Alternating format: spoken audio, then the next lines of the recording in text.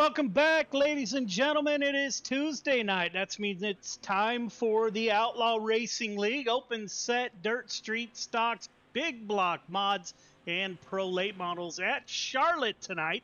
Cars are out on the track practicing. We're getting ready for qualifying here. Coming up in about 1 minute, we will start Tight Lines Apparel Quick Time Qualifying. Big shout out to Tight Lines Apparel for sponsoring the Quick Time Award. Have a passion for the great outdoors and fishing? Tight Lines Apparel has all your fishing apparel needs for the whole family, from women's to men's and youth sizes. Family owned and operated. Tight Lines Apparel has a passion for the outdoors, and everything is custom made to order, from tees to hoodies. Tight Lines Apparel is your one-stop shop for all your fishing apparel needs. Act now and use Sim Racership for free shipping on your order. That's Sim Racership for free shipping. Be sure to give them a like and follow on Facebook and Instagram, and get the whole family set up with Tight Lines Apparel. Keep it tight with Tight Lines Apparel. So it looks like we have dropped the checkered flag over practice. We are getting ready to go to qualifying. As always, Clayton is with us. Clayton, welcome to Tuesday night. Yes, sir. Happy to be here. Looks like we got a good field of cars tonight. Chris Cox in the 515 is the first car out on track. Driver out of Des Moines, Iowa. Scott Scheuer is out on track also in the 57 machine. Scott is out of Central Florida in the 57. Member of the Animal Racing team. It's going to take the cars a while to get around Charlotte in a street stock. So we got 50-lap feature coming up. Michael Vitale is with us in the 213. As always, Michael, thank you for your service to our nation in the United States Air Force in that 213 ride. Chris Cox to the top of the board with an 18.985. 18985 for the 515. Scott Scheuer times in with an 812. 18.812 for Scott Scheuer. See if Scheuer can hold down the lead here. Jake Henry in the 171 is with us. Ryan Stillwell in the 09, another Animal Racing driver, is out on track. Scott Scheuer still at the top of the board, 18.888 for the 57, driver out of Florida. The 387 is with us. That's Keaton Holder in the black and white car. Billy Roberts moves up to P2, the driver of the 99, owner-operator of Gears Unlimited. That is Billy Roberts at P2. Now he drops down to P4. Ryan Stillwell to the top of the board, 18.729 for the 09. See if he shuts it down. Jake Henry up to P2 in the 171. Scheuer falls down to third. Keaton Holder, top of the board, 18.697. Jax Yan will take P2 with an 18.698.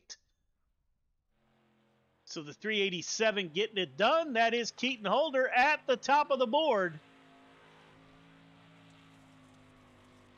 The 88 car out on track. He was fastest during practice. Grant Wesley, top of the board, 18.648 for the 88. Driver out of Evansville, Indiana, puts it at the top of the board.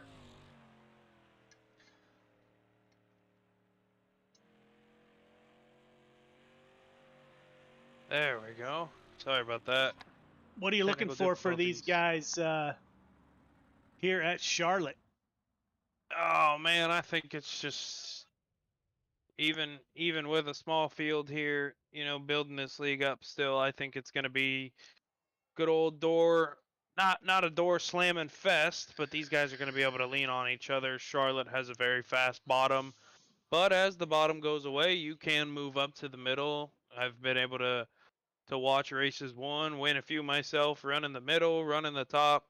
So I think this track will get spread out pretty good. Even with the street stocks, we might see some 2-3 wide action. Looks like Grant Wesley will take home the Tight Lines Apparel Quick Time Award in the dirt street stocks.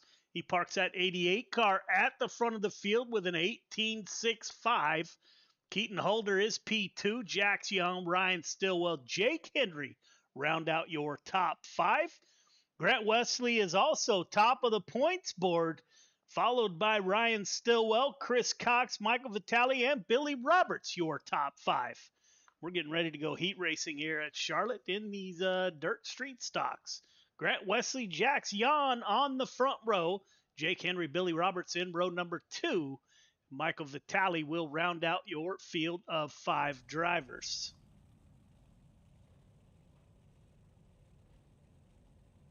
We will try to get a word with these guys throughout the night. As we go through the night.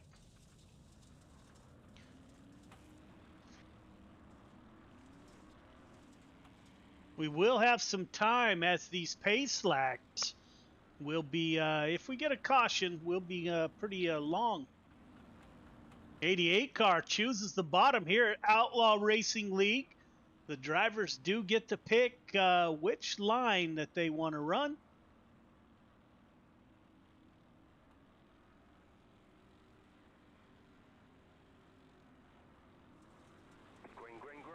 Green flag is out. We are underway. Michael Vitale with Grant Wesley with a good jump. Jax Yon in that 24 machine. He's in P2. Jake Henry in the 171 in P3. Michael Vitale battling it out back there with Billy Roberts. That's the 213 and the 99 machine. Up front, Jax Yon trying to track down that 88 of Grant Wesley. Go on board with the youngster Jax Yon in the 24 machine.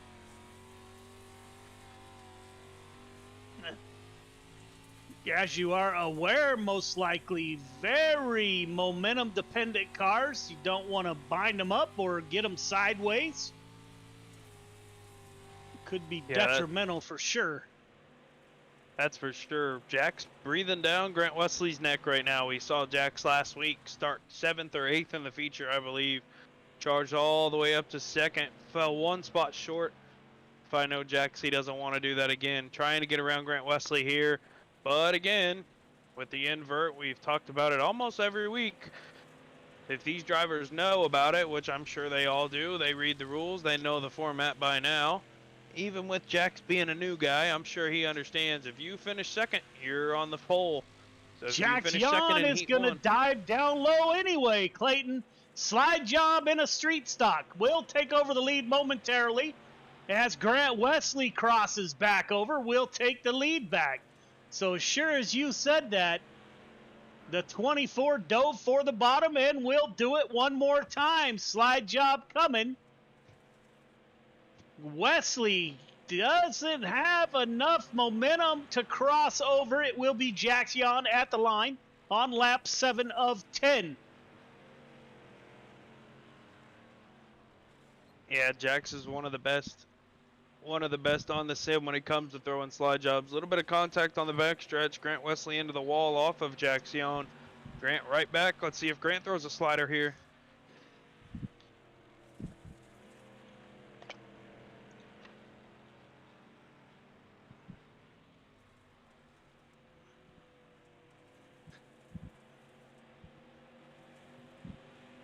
Sorry about that. Looks like I lost microphone for a minute as these two are still side by side on lap 9 of 10, swapping back and forth. Jax Young, Grant Wesley at the front of the field. Wesley down low, coming to 1 to go. Yeah, if Grant wants to get around him, Grant's got to hold back, time this right. Looks like he's going to stay with Jax here on the top. I feel he's going to go to the bottom here. I don't see him getting around possibly. Looks like Jax built up a little too much of a gap. Yon on the bottom. Wesley up high. Jax Yon will take heat 1 win. Yon, Wesley, Henry, Vitale, Roberts. Your finishing order. We'll bring up Jax here real quick as heat 2 grids. Jax, this is Clayton in the booth. You got me? Sir. Man, what a race you and Grant put on there, exchanging some sliders, a little bit of wall contact on the backstretch. Looks like you're going to roll off 3rd come feature time, man. What's it going to take in that 24 car to get back to the front and win this thing? Really, no. We just need luck. Luck on our side this time. I really didn't mean to get in a grant on the backstretch here. I'm not really good in these things, but we found how to run top 1 and 2 there. I don't know. We'll just see what happens, I guess. Absolutely, man. Well, best of luck to you tonight. Hope to talk to you again. Thank you.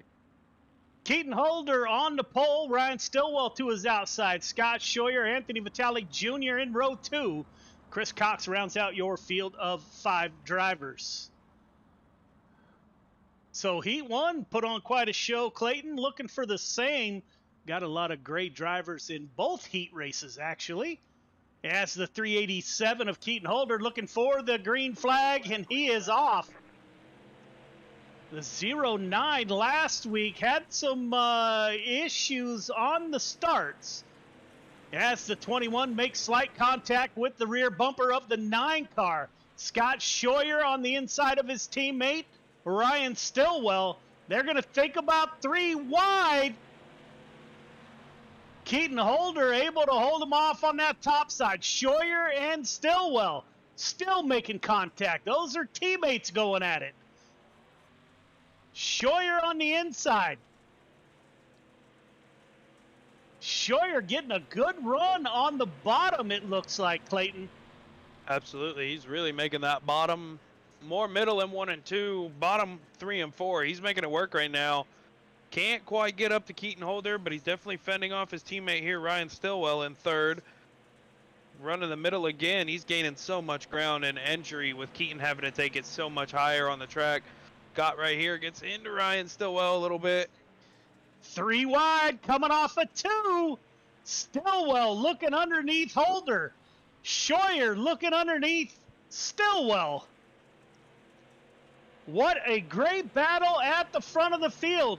387 now of Keaton Holder falls back to 3rd.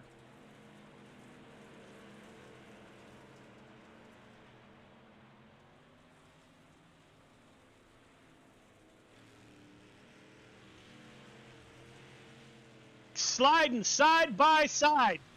09 of Ryan Stillwell on the point. Scheuer now starting to lose a little bit of momentum here. Keaton Holder trying to get it back. Go on board with Keaton as he tries to get back by the 09 car. Looks like Ryan Stillwell has a line that's really working for that animal racing driver. Holder with a little bit of run on the top side. Can't make that work. Yeah, watching Ryan Stillwell's cockpit camera, he's so smooth with his hands and the throttle you can hear right now. Running a nice clean line up top. Clean there on the front of that 9 car. Ryan Stillwell's in the hot seat right now. The 21 of Anthony Vitale Jr. enters the picture. He's all over that 57 car of Scheuer. Scheuer's going to try the bottom again. He will slide up even with Keaton Holder. And it will be Scheuer in the runner-up position here. 57 car running the bottom, slides up. Close to contact made. They're able to hold off of each other. 2 laps to go.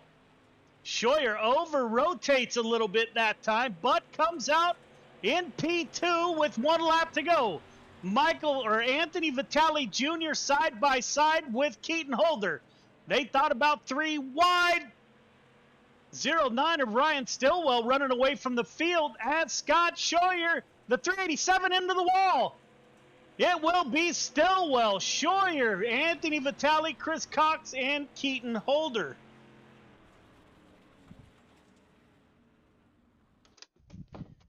That was a good heat race. Got 2 minutes of warm-up. Clayton, you got anybody you want to talk to? Yeah, we'll bring up Ryan Stillwell there, winner of heat race number 2. Go ahead, Joe. Ryan, this is Joe. You got me? Yeah, I got you. Man, you held off your teammate there. That was a heck of a heat race. How's the track in the street stocks? It's real good right now. There's some grip down there on bottom. If you got the right gearing, you can make it work. But the top side's really starting to come in, and I think you're going to see a lot of sliders and beating and banging up until the track starts to slick off here. Yeah, Scott was running more on the bottom than you were. You guys have the same setup, or do you run something slightly different? We might be on something slightly different. I know gear wise, what I was on was different than what Grant ran in the first one. Just trying to be a little different. But I think overall we're pretty much on the same set, just gear changes and maybe slight little variations. What are you looking for in the feature? 50 laps. Uh, really, we're going to be starting fourth or third, I think. So probably just trying to get out front, get single file, and run some laps in until the track gets a little more racy and we can run for the lead. All right, man. I wish you the best of luck. Thank you, sir. Yeah, man. That's the 09 of Ryan Stillwell out of Animal Racing driver. Stillwell currently second in the points behind his teammate, Grant Wesley. So we'll see those two battle it out here shortly.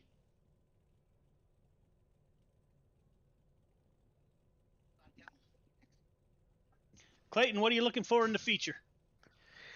Man, we're going to have double the action, in my opinion. You know, we saw 2 5-car heat races put on a show. Excuse me. I can't wait for a 10-lap feature, or a 10-car feature, I apologize. 10 cars going at it for 40 laps here around Charlotte. These guys are going to be 2-lane, 2-3 wide, probably until the checkered flag, the way those heat races looked. I'm excited. Yeah, man. Scott Scheuer will start on the pole with Grant Wesley to his outside. Ryan Stillwell, Jax Yon in row 2. Jake Henry, Anthony Vitale Jr. in 3. Michael Vitale, Chris Cox in row number 4. Billy Roberts on the inside of Keaton Holder in the 5th and final row. So Scott Scheuer finishing second does have its advantages. That moved him up to the point. In a 40-lap feature, I'm not sure that it really makes that big of a difference in a street stock here at Charlotte. We got plenty of racing in front of us for sure.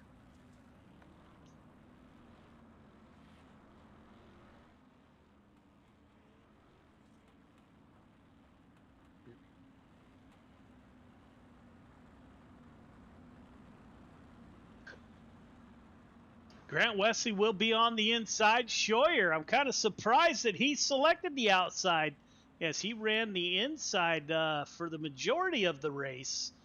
But he's got his teammate down below him in Grant Wesley. Wesley is your points leader. Green flag is out. We are underway. Scheuer to the lead. Wesley working on the bottom side. Jax Yon trying to go with Scheuer on the high side. He will contact made between the 24 and the 88. Yeah, and Scott, I was wondering the same thing, Joe. We saw nothing but run in the middle for Scott, middle or the bottom, but being on the outside, you can control the restart a little bit better. You know, the guy on the inside can't quite look over and see you like he can if he was on the outside, and Scott was starting on the bottom.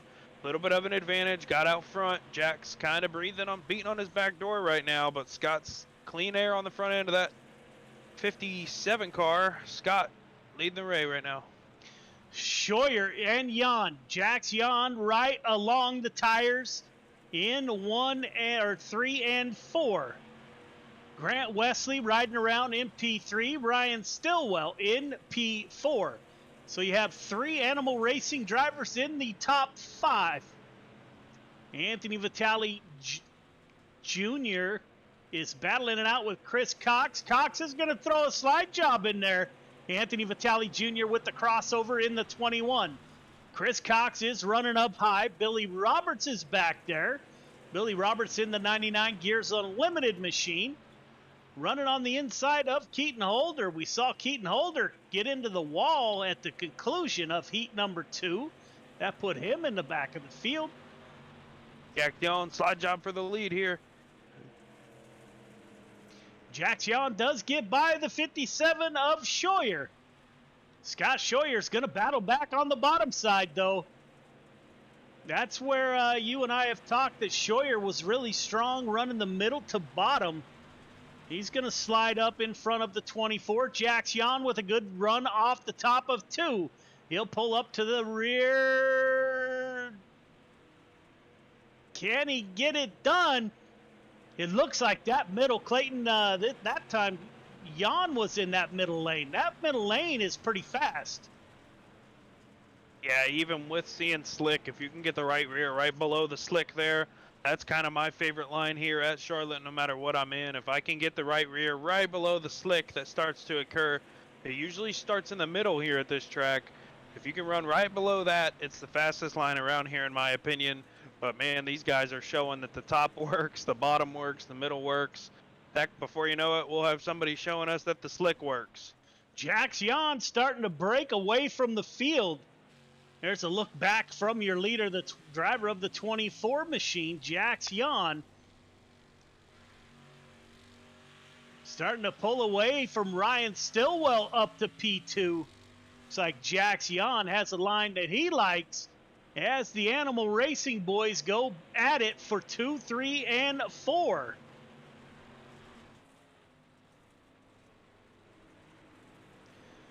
Ryan Stillwell running on the bottom, able to get by his teammate Scott Scheuer in the 57. The 88 car of Grant Wesley glued to the top side. Scheuer running on the bottom.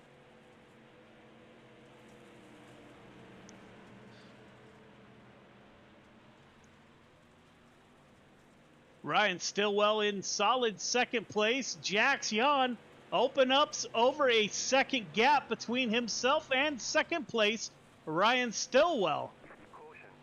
As the caution comes out, Jax Jan didn't want to see that caution come out on lap 13 of 40. That will bring the Animal Racing Armada to the rear bumper of that 24 machine of Jax Jan.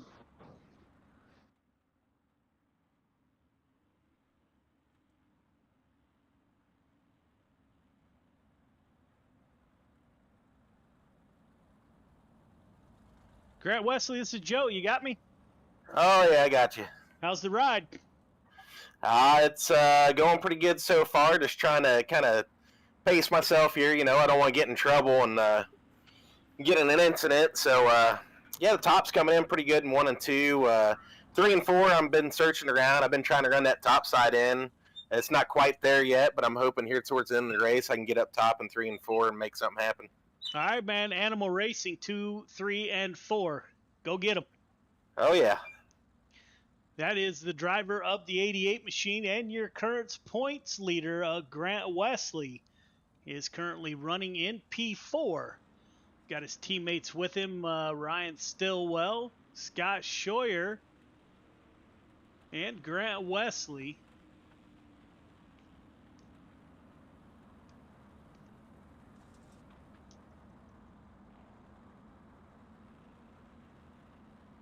So, Clayton, what do you think? Oh man, just seeing a little bit of wall riding going on in 1 and 2. That was the cause of the caution. Give Jax a warning there on that.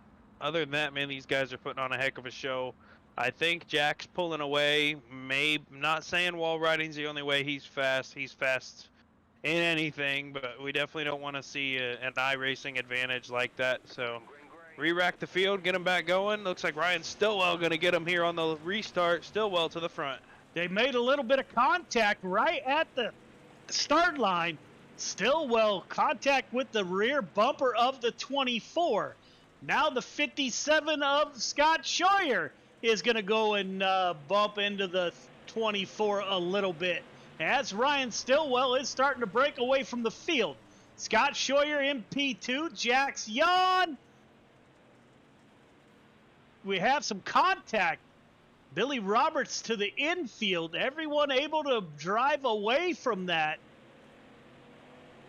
Side by side, Scott Scheuer and Jax Jan.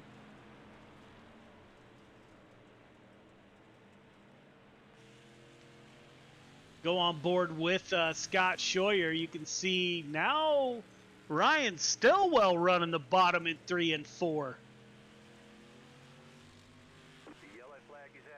Caution comes out. Looks like Billy Roberts may have been involved. Like that front tire has been in better shape.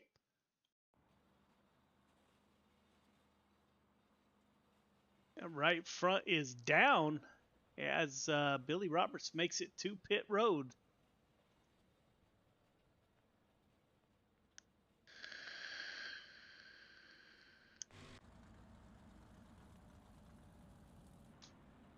This sets up an interesting restart as the 09 and the 24 made contact on the last start. Not saying they will do the same, but probably be a little tighter this restart. Yeah, absolutely. I think we're just under halfway there. Not quite time to go yet, but some of these guys, Keaton Holder, not used to running in the back, and then opposite Michael Vitale, not a huge pick for street stocks, and Michael Vitale working his way towards the front. Definitely seeing a little bit of mix up here in the field. We'll see what these guys do. Getting ready to go back green. Pace truck will exit next time by.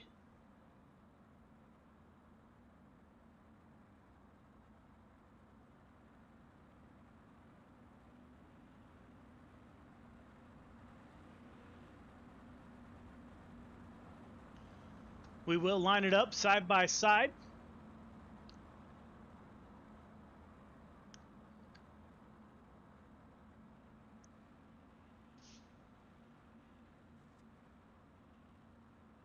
Pace truck is off, leaving the field to Ryan Stillwell. Stillwell takes the inside, so slightly different strategy.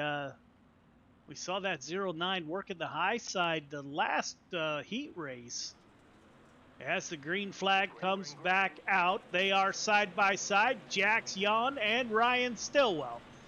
Stillwell dives for the bottom, will slide up and get to the top. 24 car can't quite get the momentum for a good run off a 2 as Scheuer now looks underneath Jax Yon.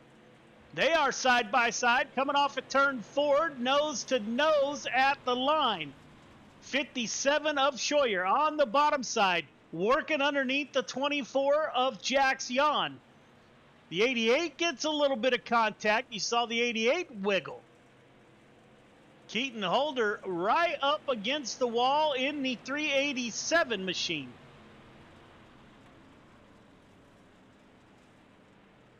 Stillwell, Scheuer now makes the pass on the 24. We'll see how long that lasts. Jax Yon in P3. Contact is made again. Keaton Holder gets into the back of Grant Wesley. Slide job from the 515 of Chris Cox. These guys are mixing it up. 4P, 4, 5, 6, and 7. Contact made between Holder and the 515 of Chris Cox. They're going to go 3 wide. Billy Roberts on the bottom, Holder in the middle, Chris Cox up high.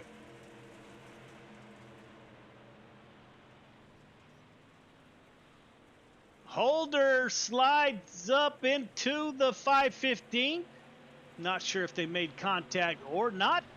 So great battle for 4 and back. Up front, Scott Scheuer working the bottom.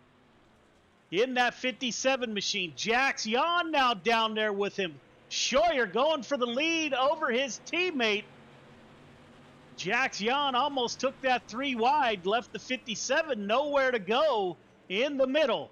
Scheuer and Stillwell side by side on the backstretch on lap 24 of 50. These guys are getting after it all throughout the field. Up front, 3 cars under a blanket.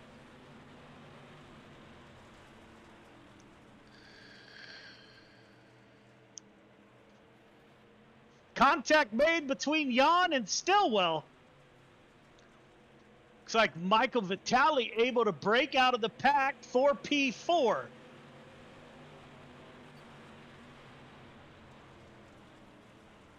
Stillwell working the high side. Jax Yon down low.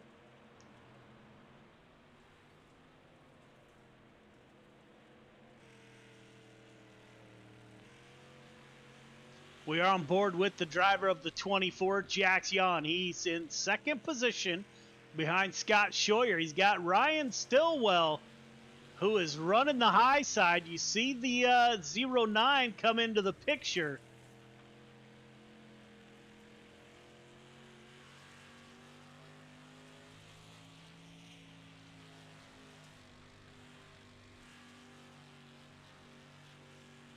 And Stillwell had to lift big time to avoid contact with his teammate there. Wanted to slide Jax. Had to check up. Falls back to third. Jax Yon, see if he can't run down Scott Schroyer here. Schroyer now actually looks like he's getting away from the field a little bit. On lap 29 of 40. So we are getting down there. We'll see whose car's set up for the long run, who's set up for the short run. Let's go on board with the 09 of Stillwell as he tries to get back underneath that 24. Stillwell slides it in low. See Jax Jan go by on that top side. Stillwell working that steering wheel inside the cockpit and the throttle. You can hear him hard at work. Grant Wesley in P4 in the 88. Michael Vitale holding on to P5. Keaton Holder in the 387 running the high side.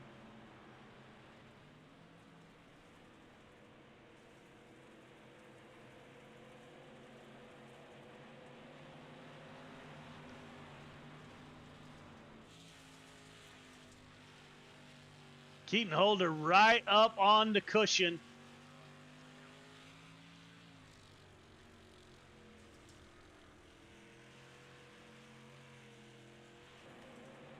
Up front, Scott Schroyer still holding the lead. Jax Jan in P2. Ryan Stillwell P3. Now Grant Wesley, your points leader, trying to get up into the mix. Wesley and Stillwell, both animal racing drivers, are 1 and 2 in the points.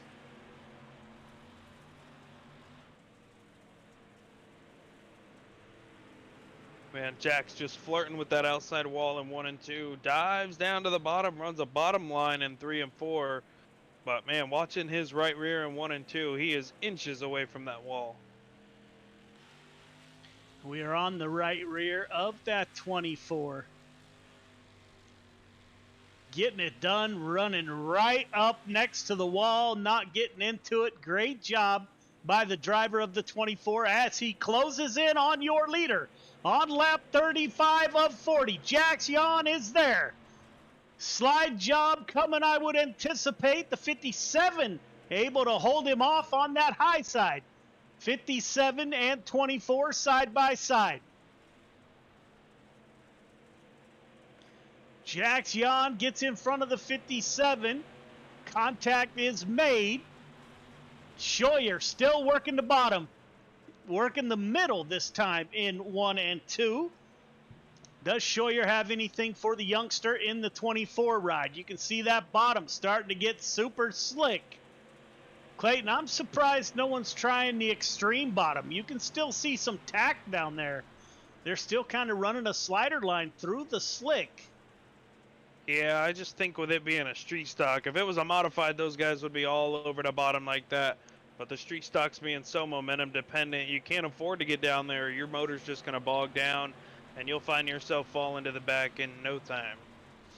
As Ryan Stillwell gets by his teammate. Now they're side by side. 2 laps to go. Jan getting away from the field. Animal Racing 2, 3, and 4. Last lap, Jax Jan with the lead. Ryan Stillwell in P2. Oh, they make contact. Teammates Schroyer and Stillwell make contact coming off of turn 4. Who's it going to be? 4 cars. Contact is made. Stillwell takes second. Schroyer third. Grant Wesley fourth. And that was teammates. Good finish. We will get interviews with your top 3 here momentarily as they head to the photo in Victory Lane.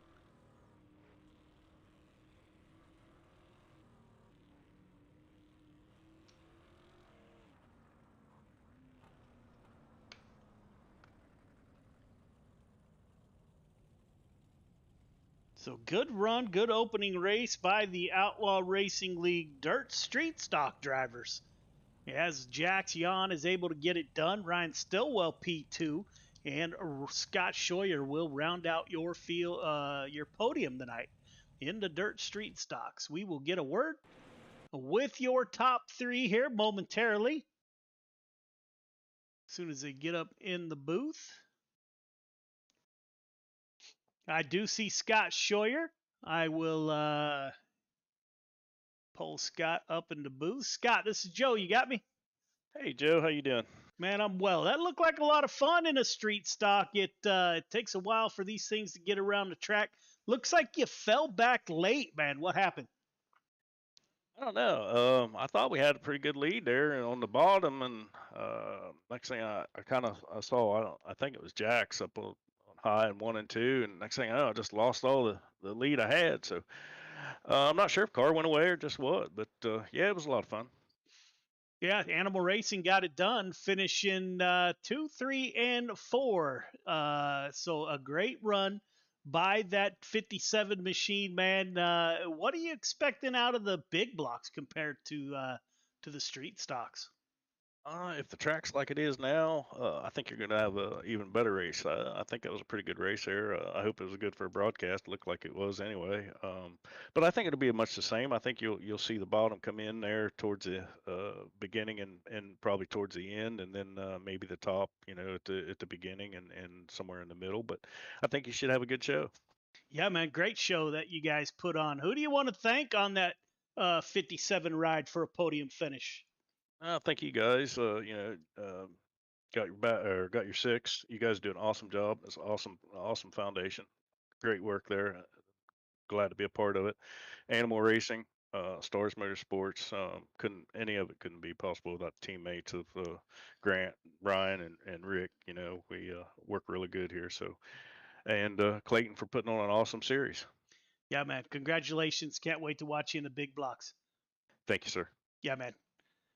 Clayton, you catch up with Ryan Stillwell? Yes, sir. Bringing him up into the booth right now. Hey, Ryan, this is Clayton up in the booth. You got me, bub? Yeah, I got you. Man, what a run for you. That 9 car, we saw you running up front. We saw you drop back a few. Just a lot of beating and banging up front, man. What did it take on that 09 to get the win? I mean, I could have got the win. I didn't want to go up there and put it on the fence and run a car into the wall like that. That's not how I'd want to win. I want to race for it. I want to give a guy a chance, and Scott had me on the bottom, no doubt, without doing that. So, but all in all, we had a great showing tonight for the Animal Racing team, and we had really fast cars, and I think we showed it. So, yeah, man, we saw that through the caution and gave out a couple notices to some drivers. We're seeing it, trying to crack down on it. I know it's so hard to determine at a consistent rate, but we do try our best here at Outlaw. We love the show you guys are putting on, man. Who do you got to thank on that 09 for bringing it home P2? all my teammates at Animal Racing, they help me every week. Britt Gibson for giving me a heck of a paint scheme. Checkers Wreckers, B&W Sports, Clayton for doing all the adminning, Joe for putting on a great broadcast for us, and all the sponsors that put this thing on, man. Without them, we couldn't do it. Yeah, man. Well, we love to have you put on a great show, man. What are you looking for in the modifieds here? I think the modifieds are going to be a little less of the way this was. It should still incur some 2-3 wide racing action, some good racing action, but I don't think you'll see the top near as dominant as much as it was this one. All right. Well, he's calling it. Bottom racer, man. We know you're one of the best running down there. Good luck in the modifieds. Thanks, sir. We'll bring up your winner. That is Jax Yon in the 24 machine. Jax, this is Joe. You got me? Yes, sir. Man, great run in the 24. You got it done. How'd you get by those guys? It seemed like the 57 opened up a pretty stout lead. The 09 had a stout lead there for a while. How'd you close in on those guys? I don't really know. I couldn't. You can't really get faster by following somebody. You gotta try some lines, change it up a little bit. So I tried top 1 and 2, bottom 3 and 4 like it usually is in the big blocks. I just tried it and it just worked. Yeah, man, you drove up to the front. You came up 3 positions from your start. Man, you've had a heck of a couple weeks here at Outlaw Racing League. It's great to have you as part of the show. You guys put on another awesome show, and that 24 driving into victory lane is something else, man. Who do you want to thank for your victory here at Charlotte? Yeah, I can't thank Outlaw Racing Clean for putting this up, you for broadcasting. Gears Unlimited, Billy for giving me a fast setup. Um, Black Sheep, Stuff Shop, JSB Mods, Jake for helping me on the big block side. That's about it. Yeah, man. Speaking of big blocks, they're coming up. You looking forward to it? Yeah, our Charlotte setup's pretty fast. All right, I'm, man. I'm ready. Good luck. Look forward to watching you. Yeah, thank you. All right, man. There you have it, ladies and gentlemen. There are the Dirt Street Stocks big block mods coming up next. While we wait for that to come up, we'll take a quick break and we'll be right back. History repeats itself. History is always happening over and over again. So one of the ways to stop a theme, one of the ways to stop something from reoccurring is to first of all admit it.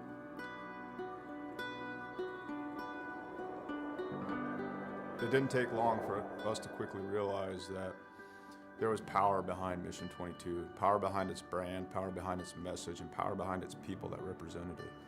All right, my friends, day 19 of 22, the 22-day push-up challenge. Day 19 means 418 men and women have possibly committed suicide in the last 19 days. I went and looked up my ship, the USS Rushmore. More people who have killed themselves by now than ever served on our ship at one time in just 19 days. 19, 20, 21. One more. Y'all ready for the last one? Mission 22 has become a decentralized nationwide effort to show love, to raise money, to be available for other warriors, to be able to be a point of contact, to let the warriors know, but also for warriors to let other warriors know that there is a community. You're not alone.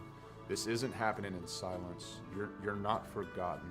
You know, we brought 4 veterans from all different parts of the United States and brought them together to hike through the state of Oregon. May God bless you on your journey. Thank you for serving our country and for being willing to go on this walk.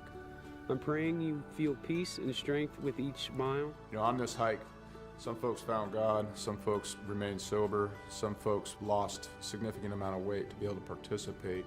And not so much just a healing walk for us as warriors, but for us to contribute to other people's healing. You know, this hike, we raised $12,000 for endobiogeny. Some of the folks on this hike, you know, they're going to be volunteers for this treatment. And I couldn't be more pleased and more proud because it was difficult. We had a lot of struggles. Not everything on this hike went pretty, you know, but we put some skin in the game. At the end of the day, we were able to raise money and we'll be able to use that money so guys can get treatment that they need. The War at Home Monument is an example of our social impact, of our awareness, of our permanent fixture to do the work that we can't always do, to always remind us of what we've lost and what we will lose if we don't reconcile it. What we've done is taken 20 different veterans with their families' permission and used them as a silhouette to cut out of a 3,000-pound plate of steel.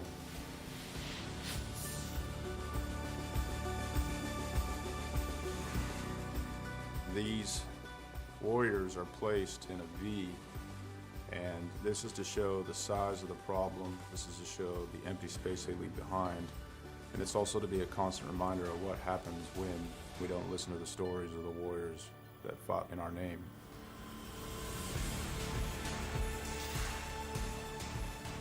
Because it's not okay.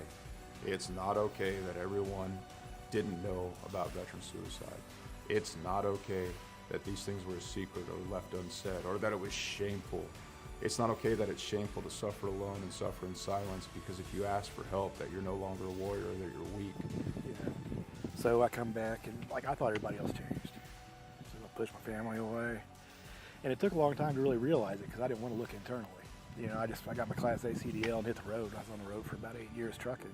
And this makes me think about how insignificant all of the major things going on are. I mean, what, 1 million years ago, that blew up. And, over time became this. Whether it's hiking mountains or building monuments, it takes a community to heal a warrior. Warriors didn't get damaged and didn't become separated from the sunlight of the spirit on their own. It happened in the name of this nation. We can change the way we think about war, how we think about warriors, how we think about ourselves, and what we think we're going to do in the American community. We can do it now. We can do it here. And there's going to be another generation of warriors coming. We can set the tone to create a culture that grabs them up and loves them and smothers them in resources, in opportunity, right now.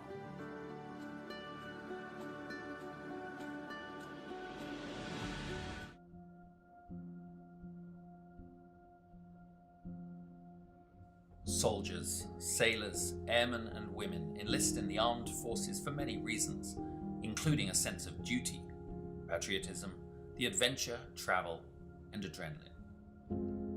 Many continue their military service because they discover a brother and sisterhood, an identity, a team.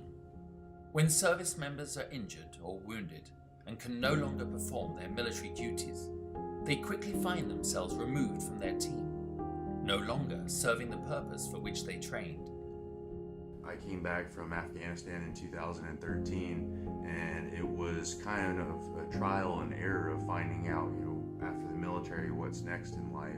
Being forced to leave a military career filled with purpose and pride can be challenging. Some challenges may leave lasting scars. An illness, wound, or injury can make anyone question their worth and sense of belonging after military service. 35 years in the Army, and I needed something to transition into. And so from that transition came an idea, and the idea was this. Even though a military career may be coming to an end, or already ended, recovery can occur in the most unexpected places with unforeseen opportunities. Recovery, whether physical or mental, has no defined beginning or ending. It may last a lifetime. For me, one of the biggest surprises that I found out going through it was that it's not like the flu where, you get sick and then you get better. You're never cured. And that's so frustrating. It's so hard to tell someone that. And it's so easy to slip back. And every single time you have to find a new way to fight it, it's a different monster every time you battle it. This can feel daunting to a warrior who is suddenly forced to leave everything they know, trust, and love, finding themselves at the beginning of an unknown and possibly frightening new journey. Welcome to the world of motorsports. We're in the right place at the right time in our lives to be able to take these guys that are wounded and put them in front of people that can actually show them that there is a camaraderie, there's a brotherhood within the motorsports industry, that there is potential for career opportunities for them if they have the skill set. Motorsports offers an opportunity to regain that sense of identity within a safe, fast-paced team environment, providing a renewed sense of purpose. It has many facets, all created by teams working together for success on the track. Like in the military, in motorsports, the goal is in accomplishing the mission, winning as a team, collectively celebrating the successes and supporting teammates through the losses.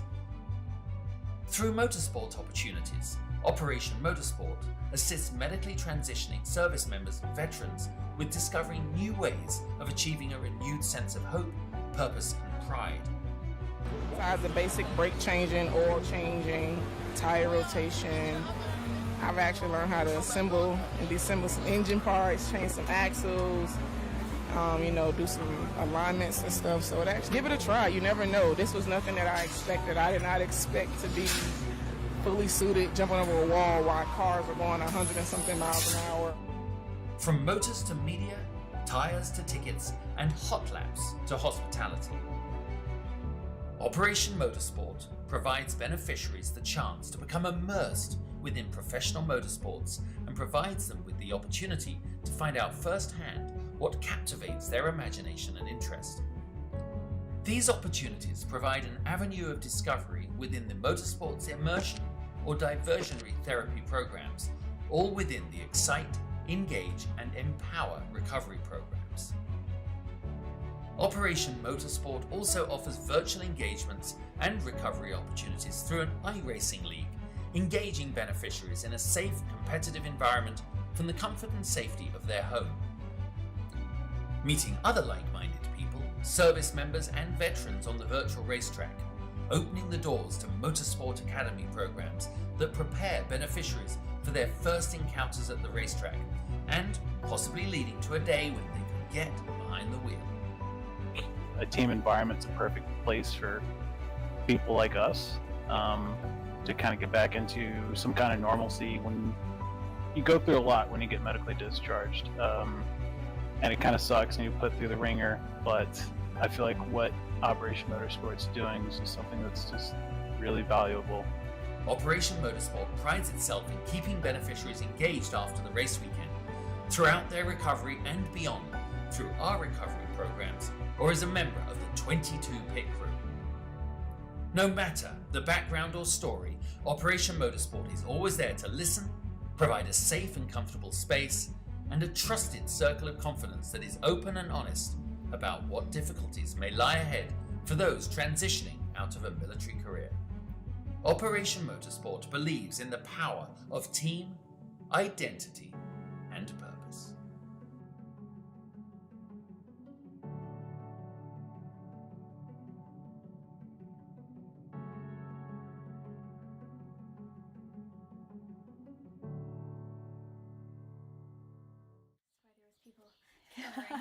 Yes, that's why. So we'll just give them a quick brush and then we'll get our stuff on, and then we have like an obstacle course. And so Why I'm smiling. You don't know why you're smiling. We always smile. Smiling's the best.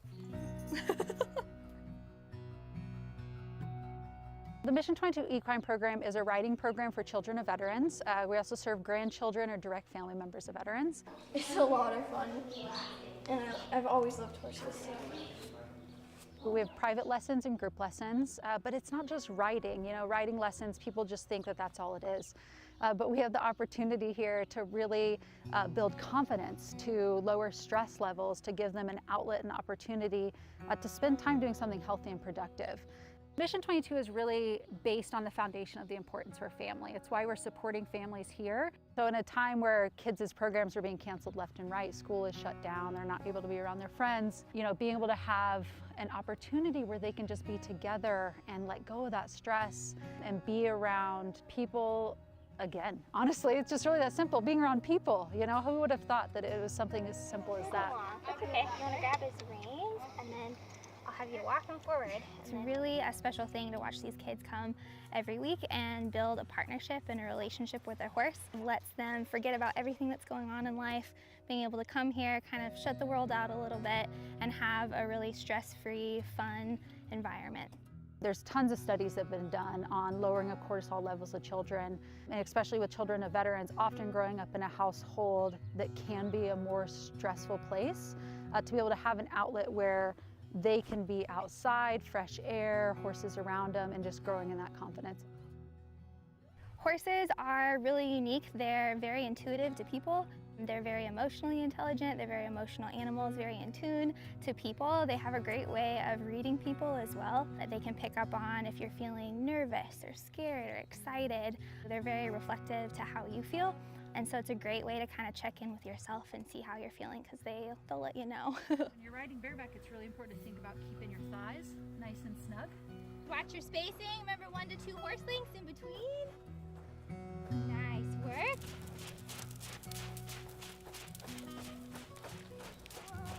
Yep, then you're going to go through the blue barrels and you can weave through them and you can walk through them. Before we came to Central Oregon, we were based out of Portland. So we were renting an office in the city, we were having to pay to board horses, and it was getting to be exceptionally expensive. And so what it came down to was an opportunity to have a facility that we could grow programs out, that we could have the equine program on our own property, that we can continue to operate during a time that nobody really knew kind of what was happening next. And so having our own facility gave us the freedom to continue serving the families that we care about. It's so fun to see parents come and talk to each other, and being able to kind of share stories, watch their kids together is a really neat thing. Talk about just life in general, having a place to come and to really connect with people. I really like riding the horse because it's the best thing ever, and it's so exciting. By supporting families of veterans on this property through the equine program, it really gives us the opportunity to show that importance. So we're not just supporting their kids, but we're supporting their families. They're having a community here, and building that strong family foundation builds a strong veteran. And that is something that we very much believe in, is supporting the family, supporting the veteran, and that cohesiveness together.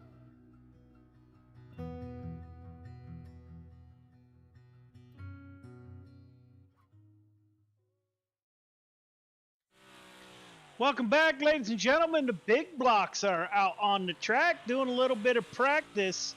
Scott Scheuer at the top of the board in that 57 machine. Looks like he took his car to the pits here. Anthony Vitale Jr. in the 21, still out on track. He is second quick, 16.172. Scheuer coming back out of the pits with his teammate. That is your points leader of Grant Wesley. Clayton, good show in the street stocks. We're about to increase that horsepower significantly. Yeah, we're about to see some crazy slide jobs. More than likely some more 2-3 wide race and all 40 laps here of the feature. These guys this is a lot of their favorite cars, so I'm expecting one heck of a show here at Charlotte in the big blocks. Now Ryan Stillwell to the top of the board with a 15.961. Just edges out his teammate, Scott Scheuer. Animal Racing with a good showing. They were 1, 2, 3, and 4. Currently 1, 2, 3. Rick Gibson, now they are 1, 2, 3, 4. Rick Gibson to the top of the board with a 15.959. Getting ready for the Tight Lines Apparel quick time qualifying.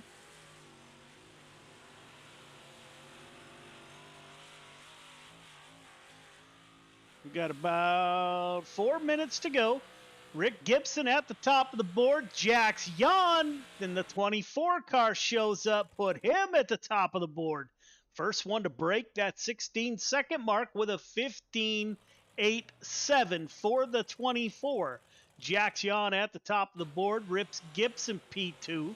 Stillwell. Vitale Jr. breaking up the Animal Racing party in the top 5 by putting his 21 machine fourth quick.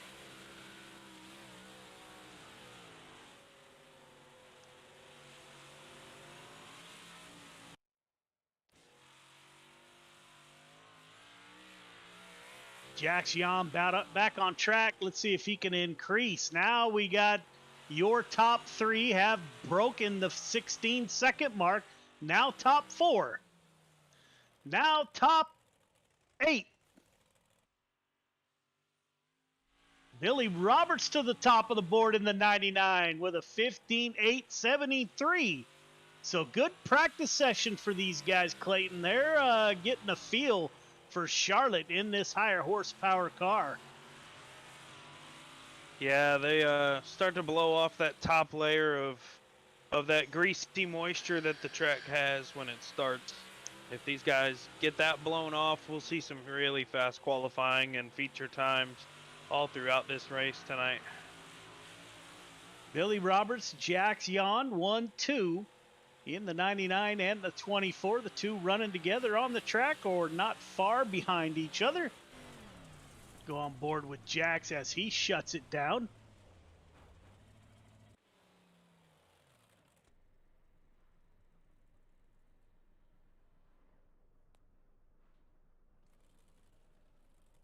Again, qualifying should start here momentarily as Jack Jan takes it to the pits. Coming back out on track. He is the only car left out on the track.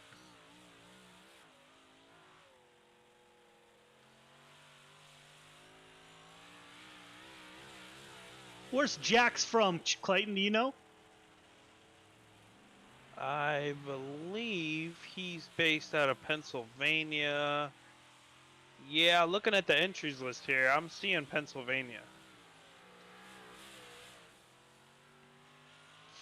You heard that he got his dirt street stock setups from the 99 of Billy Roberts.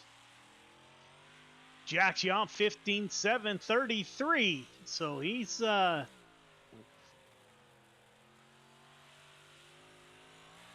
increasing his presence at the top of the board.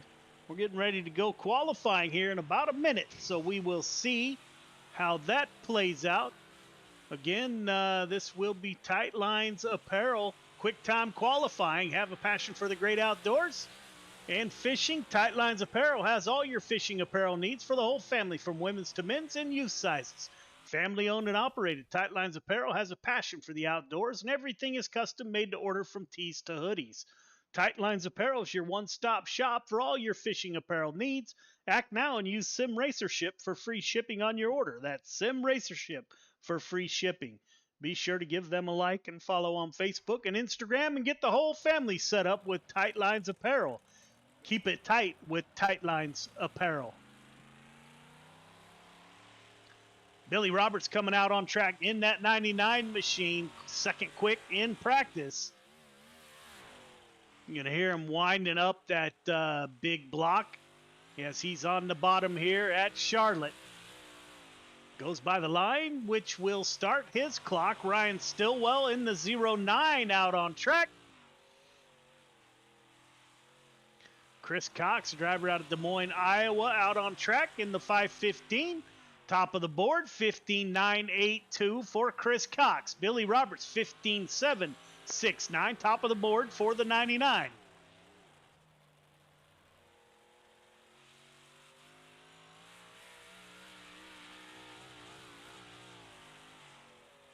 $15.918 for Ryan Stillwell.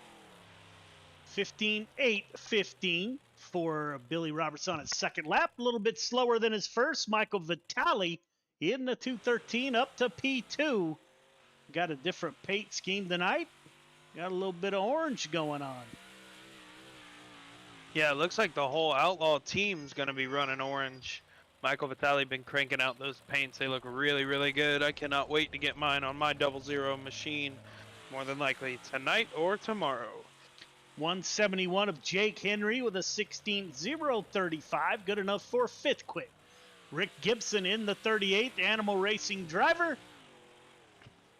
Out on track. We didn't see him in the street stocks. Grant Wesley up to P3 in the 88.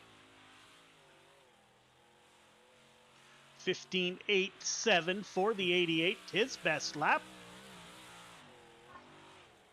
Rick Gibson third quick, 15.844. Jax Yon out on track in that 24 machine. Let's see if Jax can bump the 99 off of the current pole.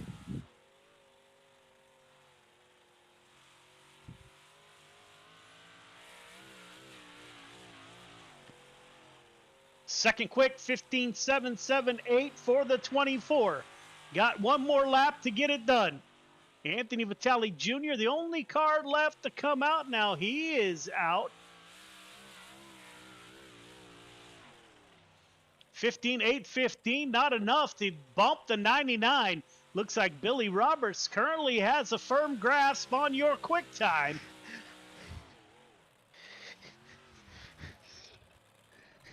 Ninth quick for Anthony Vitale Jr. And that will wrap it up. Billy Roberts with your Tight Lines Apparel quick time for tonight.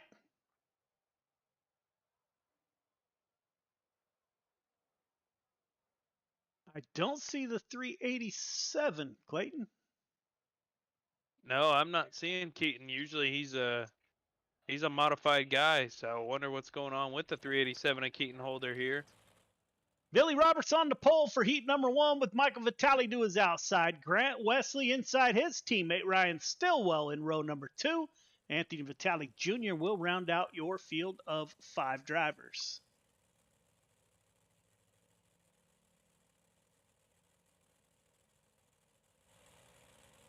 So the 99 is able to get it done in qualifying.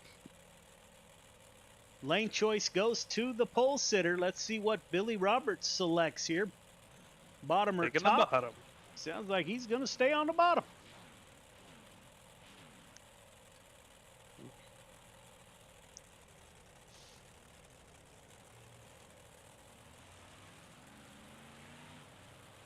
So the track is fairly fresh. I suspect the bottom the quick way around. Clayton, what are your thoughts? Yeah, bottom to middle is going to be fast in these modifieds. These things like to run down there. Once it slicks off, though, man, you go up top, you can rip the lip really good on these cars as well. So I think with a fresh track right now, we'll see a lot of middle to bottom racing. That's the 99 is on the loud pedal, gets a great start. Pulls out in front of Michael Vitale in the 213. Vitale stays right with him as Grant Wesley falls back into the grasp of the 21. That is Anthony Vitale Jr. They're going to go 3 wide off of turn 4. It will be Grant Wesley at the line. Vitale Jr. falls back. Not sure what happened. Billy Roberts running up front. Let's go on board with the 213 and see what it's like going a lap here around Charlotte as Billy Roberts holds your lead. Michael Vitale closing in on that 99. Looks like Billy Roberts is getting a great run off corner exit on both ends of the track, Clayton. That 99 car has found something on corner exit for sure. Yeah, Billy's got a really good smooth foot off the corner. He can do it. He can run with the best of them when it comes to throttle control and positioning the car the right way into the corner. You'll see him enter and exit. The car will barely be sideways. He's just controlling it so well with that right foot. And he's instilled that in a lot of us outlaw guys. He's always preaching throttle control and adjustments, and Billy's really showing right now. Well, outlaw in total, Michael Vitale in second. Both of them guys showing that they know how to do it here at Charlotte. Yeah, getting around the track in a big hurry, already on lap 6 of 10. Grant Wesley's going to go outside. Ryan Stillwell, the Animal Racing drivers, going at it for P3. Side by side they go down the back stretch. Stillwell running the bottom. Wesley running not quite the top shelf, but he's at the top couple shelves for sure. Yeah, Grant able to make the soft stuff work in 1 and 2. Ran right in the loose dirt. Same line in 3 and 4. Stillwell going to cut him off here. Grant right back up to that loose dirt. Really impressive. Up front, Billy Roberts running away a little bit. He's got a half-second lead over Michael Vitale in the 213. 1 lap to go. Ryan Stillwell still battling it out with his teammate Grant Wesley. Anthony Vitale Jr. in the mix. Billy Roberts 1 corner left to navigate. 99 off of turn 4 for the heat win. Billy Roberts, Vitale, Stillwell, Wesley, and Vitale Jr.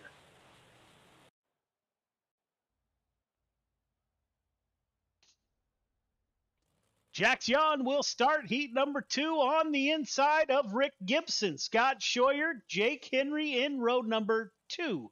Chris Cox will round out your field of 5 drivers. We saw Jax Yon have a heck of a run in the dirt street stocks. Let's see if he can carry that over to the big block modifieds. There is the 24, waiting on Rick Gibson in that 38 machine to join us. There he is, Rick Gibson on the outside of the front row. Animal Racing driver, Scott Scheuer in the 57. Also Animal Racing, Jake Henry and Chris Cox.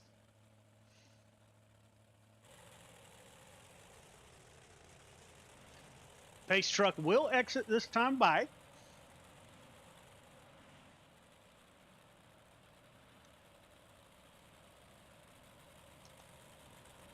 Jax takes the inside. Pace truck is off. Jax Yon in the 24 on the inside. just got done winning the dirt street stocks. Will he carry that momentum into the big blocks? Good restart by Jax as he pulls out in front of the field. Jake Henry side by side with Scott Scheuer. Scheuer will settle out in P3 as Chris Cox is currently at the back of the field. Not used to seeing the 515 back there. Jax Jan running a little bit of a different line than Rick Gibson or Scott Scheuer.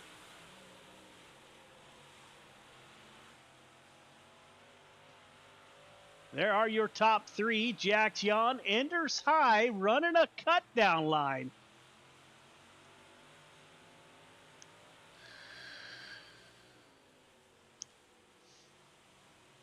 You can hear these cars starting to bounce already as the big blocks tear up a track.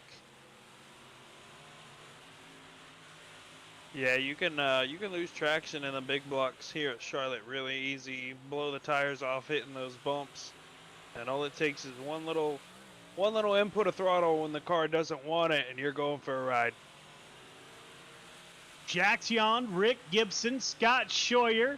Oh, Rick Gibson's in the wall. Rick Gibson into the wall. We stay green, but man, what a tough break for Rick Gibson. Moves him back to P5. Now Jax Jan in front of Scott Scheuer. Jake Henry in the 171 having a good run on lap 6 of 10 as he tries to pull up to the rear bumper of Scott Scheuer.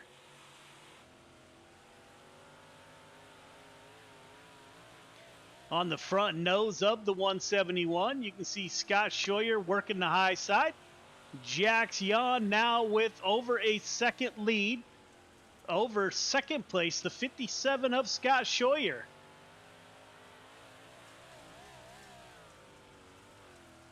Chris Cox, Rick Gibson behind the 171.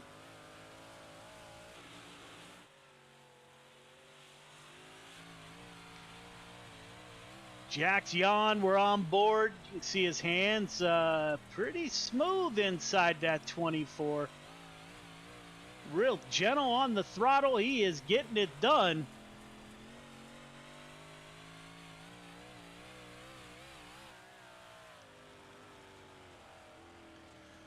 Slides in right up to the cushion.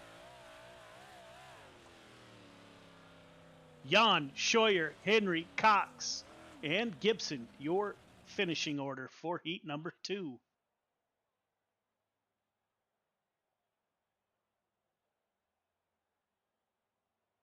Clayton, who you want to talk to?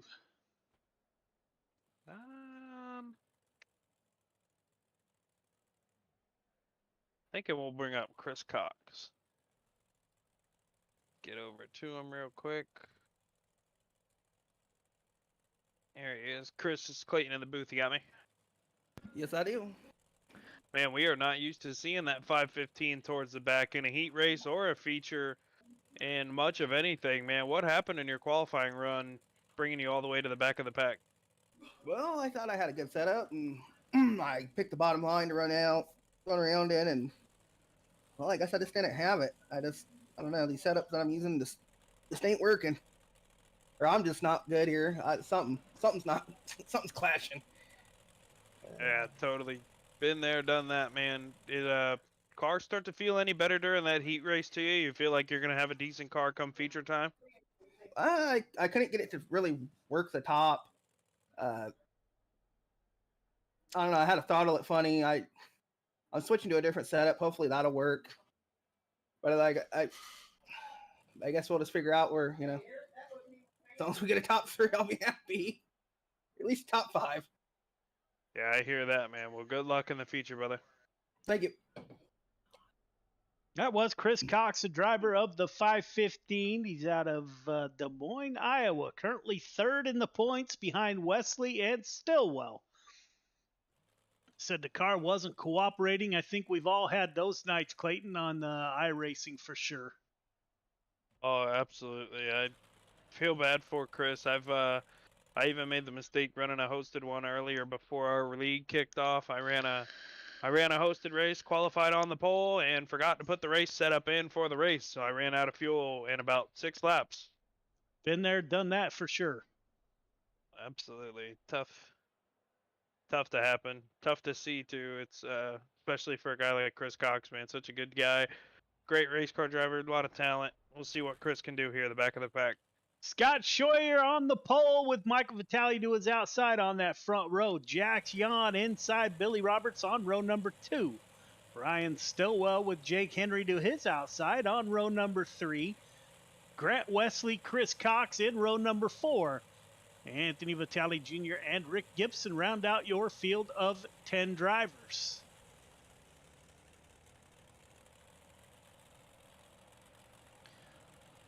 The 57 car will take the outside to start this one, so that will move the 213 of Michael Vitale to the inside in that 213, right?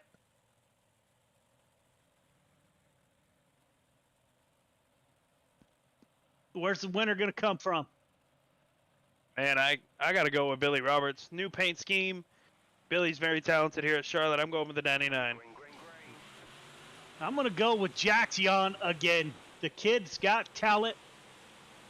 We will see as the 57 car gets out to the lead. 24 gets into the back of the 99 as the caution comes out.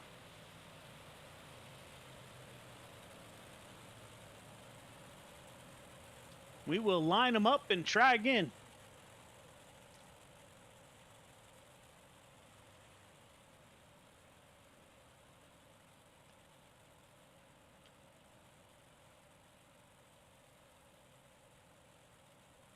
So 99 with a black flag we're hearing. Will that move the 99 to the rear of the field? Scheuer going to take the bottom this time, so didn't like the feeling up on top, so he will go to the bottom for this restart.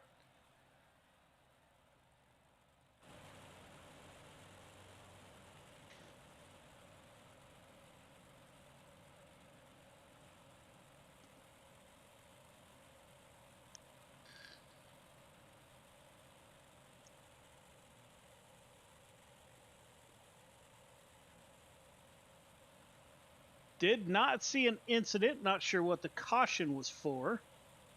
Yeah, it was just for that start. Billy Roberts kind of jumps his teammate there. And tough for the 99. Tough for that 99 after just picking him. Just kind of gets almost too good of a restart there and passes Michael Vitale about half a car before the stripe. But that is in our rule book.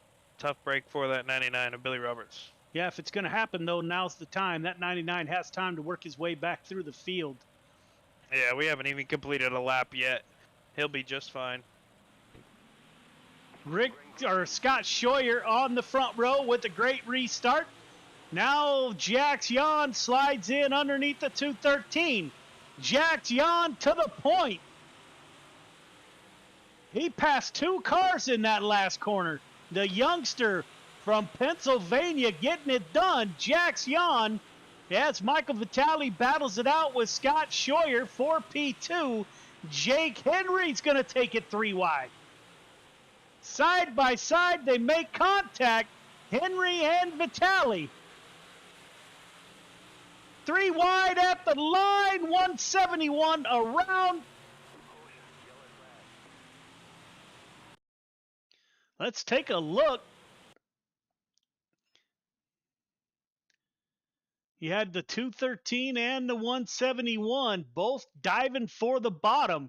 The 171 forces his way into that spot. The 213 came down, made contact with the 171. He's not able to correct. And gets sideways right in front of the 38 and the 99 of Billy Roberts.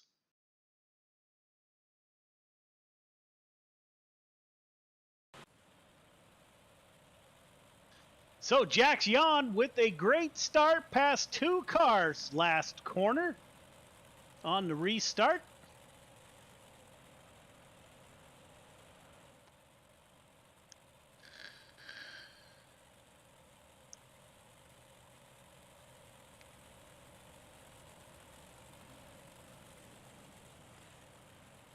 Incidental race contact is determined. No EOLs.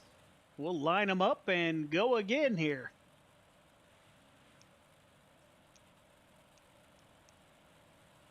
Yeah, Billy Roberts already picked up 3 after that jump start for him. I don't think that'll be the last caution. These guys are plenty of talent, but man, this is a lot of a car to handle. These guys are going to put every bit of this race car at risk if they can to get a spot, to get a win. I don't think that'll be the last one. Yeah, definitely at Charlotte, super fast track, close racing. We've seen 3 wide in both races. So, yeah, I think you're right. Yeah, you're rarely under 100 miles an hour here in the modifieds at Charlotte. This track's very, very fast.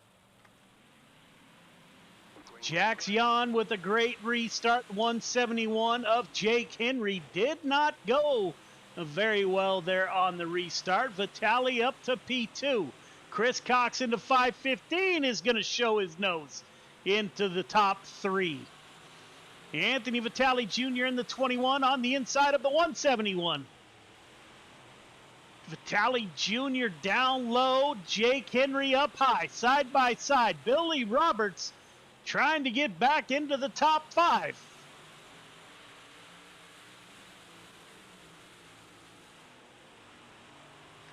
Pulls up on the rear bumper of the 21. Just makes contact.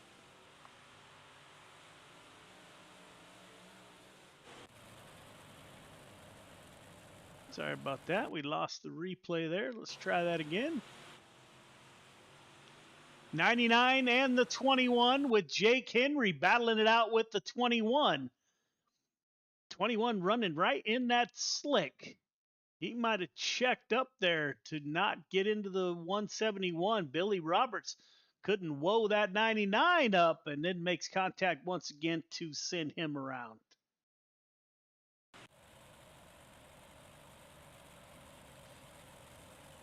So on lap 7 of 40, Jax Jan at the front of the field. Yeah, Jax is kind of, I mean, he's up 0.3 of a second. He's got the fastest lap by. Jax just wants this thing to go green so he can run away with it. But man, that's a big ask with this much talent, with this kind of car, this racetrack. I mean, it just asks for banging doors and racing hard, and it's hard to keep him clean sometimes.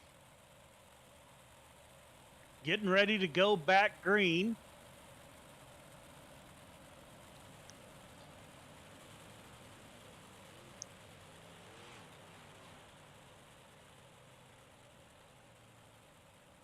Jax Jan takes the outside. That will put the 213 to Michael Vitale on his inside. Pace truck is off. Chris Cox up to P3 in the 55.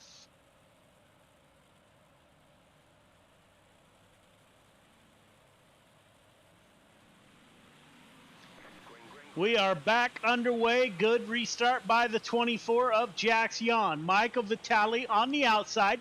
Chris Cox into 515, working the low line. 2 cars going for the low line. That is Rick Gibson. Pulls up alongside Michael Vitale. 38 car of Rick Gibson, hearing that he's active duty Navy, I believe. I'd like to thank Rick for his service to our nation in the Navy. Yes, he pulls up to P3 behind the 213 of Michael Vitale. Jax Jan on the high side. Puts that right rear right up next to the wall. Looking back on the right rear of the 24 machine. Right up next to the wall, right on the cushion, lap after lap. That is hard to beat. Rick Gibson up to P2 in the 38. Battle. Chris Cox has fallen back. He's back with the 171, the 99, the 57. Chris Cox has fallen off the pace. He was in P3 at the start of this last run after the caution.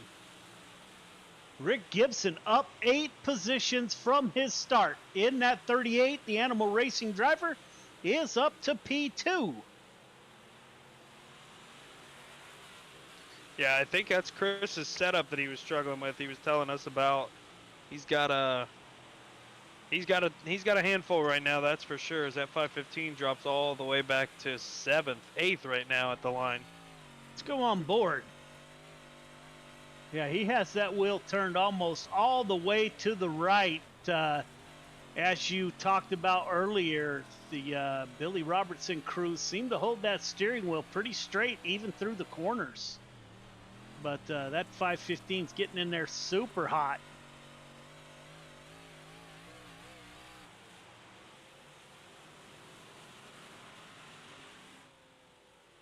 Let's go on board Jax Jan just for comparison. He is also turning it to the right, but not near as much.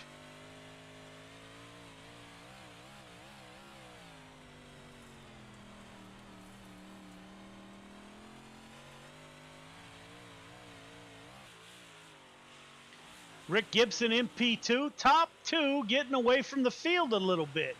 Little bit of space as Michael Vitale battles it out with the 88 of Grant Wesley. Wesley now trying to get up to the rear bumper of his teammate. The Animal Racing drivers running 2 and 4. Billy Roberts makes his entry back into the top 5 in the 99 on lap 19 of 40. Plenty of time left for Billy Roberts to get it done. We're 3 wide in the back. Stillwell, Chris Cox, Scott Scheuer. There are battles all throughout the field. Up front, Jax Jan, almost 2-second gap between himself and Rick Gibson. Grant Wesley is able to make the pass on the 213. Put Wesley up to P3. Michael Vitale, the first car on the outside, looking in at a podium.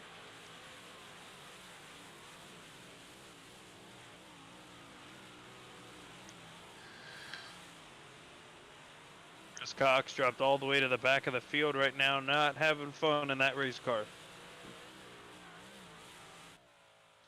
Here's a look at the 24. He's at the front of the field. You can see he's 2 and 3 behind him as the youngster in the 24 gets away from the rest of the field. Now with over 2.5-second gap between himself and Rick Gibson in the 38.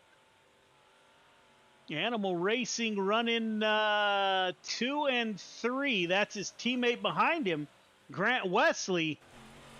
Yes, Wesley looks to the inside of his teammate.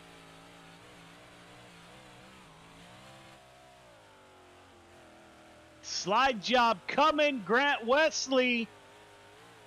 Will we see a crossover? Yes, sir. 38 back to the P2. As Vitale now, he wants a podium on lap 26 of 40. Billy Roberts in P5.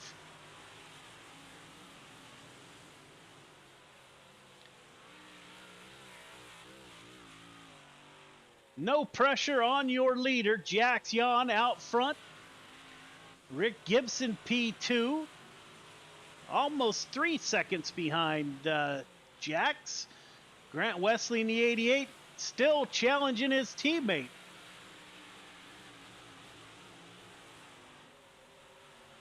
Looks like the high side is the place to be right now. Vitale, Roberts, Jake Henry in the 171. Vitale Jr. Oh, he gets into that inside tire. In that 21, Ryan Stillwell. In the 09, running in P8. Chris Cox now P9. Scott Scheuer falls to the back of the field.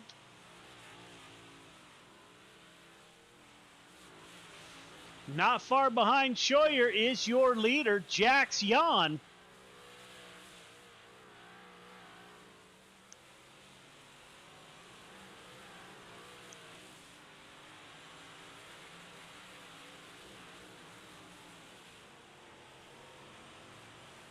As you see the 88 trying to get it done, Michael Vitale closing in on the rear end there. Vitale up high. 88 down low, trying to get a run on his teammate. Couldn't quite get it done on lap 32 of 40. So we're running out of laps here quick.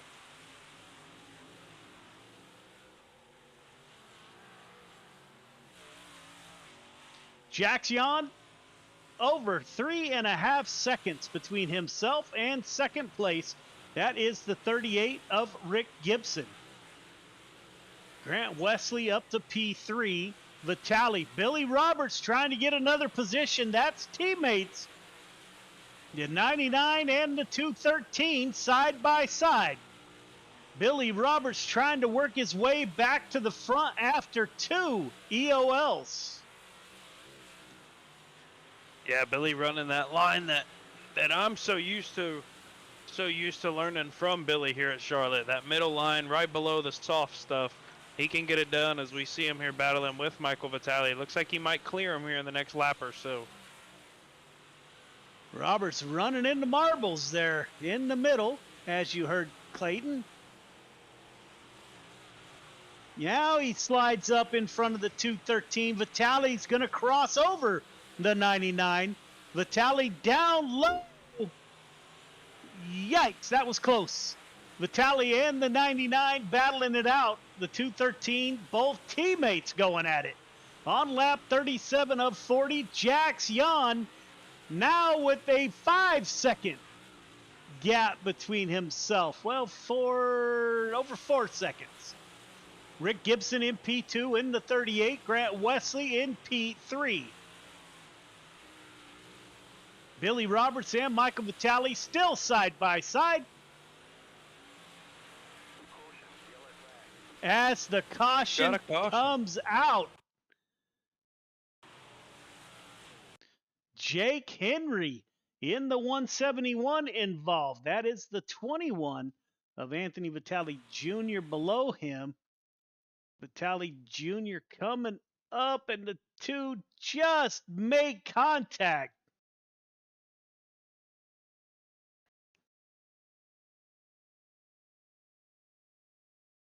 Into the outside wall for the 171.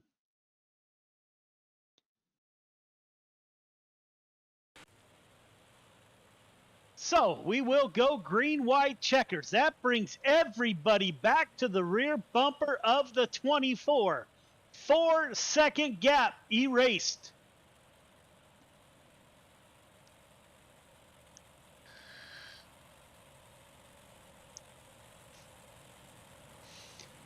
Can Rick Gibson take advantage? Can Grant Wesley take advantage? Now that they have a shot at your leader. No one has anything for the 24 all night in the big block mods. So we're about to have a 2-lap shootout.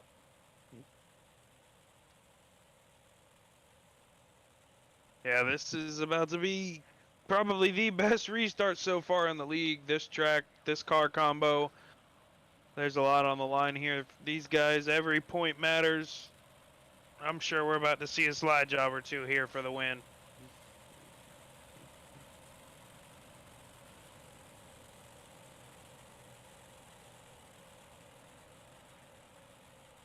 As the pace truck will exit this time by. Can Rick Gibson, Grant Wesley, Michael Vitale keep up with the 24 now that they get a late race opportunity?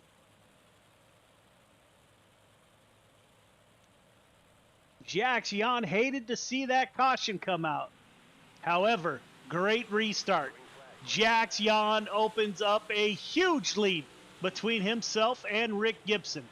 Everyone now going to the bottom.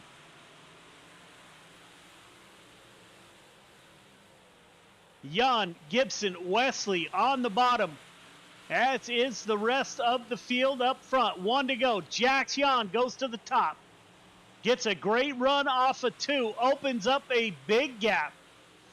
Goes to the bottom in 3 and 4. Coming off of turn 4, the 24 will win the feature. Followed by Gibson, Wesley, Vitale, Ryan Stillwell, and Billy Roberts falls back to P6.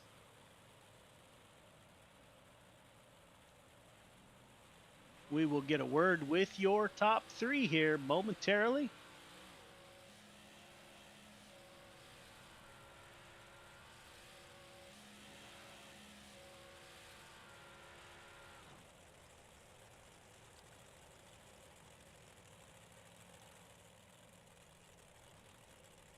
Yeah, as the drivers line up for their podium shot.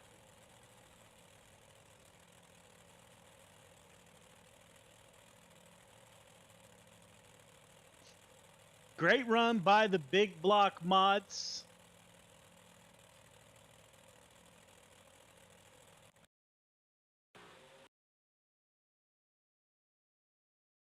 We will get a word. Clayton, you're going to get Grant Wesley when he comes up into the booth. Yes, sir. In that 88 machine, driver out of Evansville, Indiana, puts it on the podium. He increases 4 from his position from the start. Grant, this is Clayton in the booth. You got me? Yeah, I got you.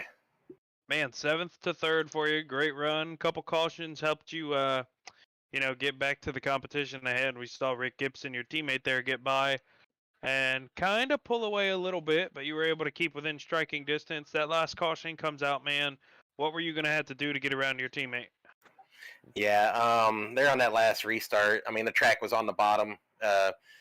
So, yeah, basically Jax and Rick, they did an awesome job. They chose the right line, and with a 2-lap shootout, there's really nothing I could have done there.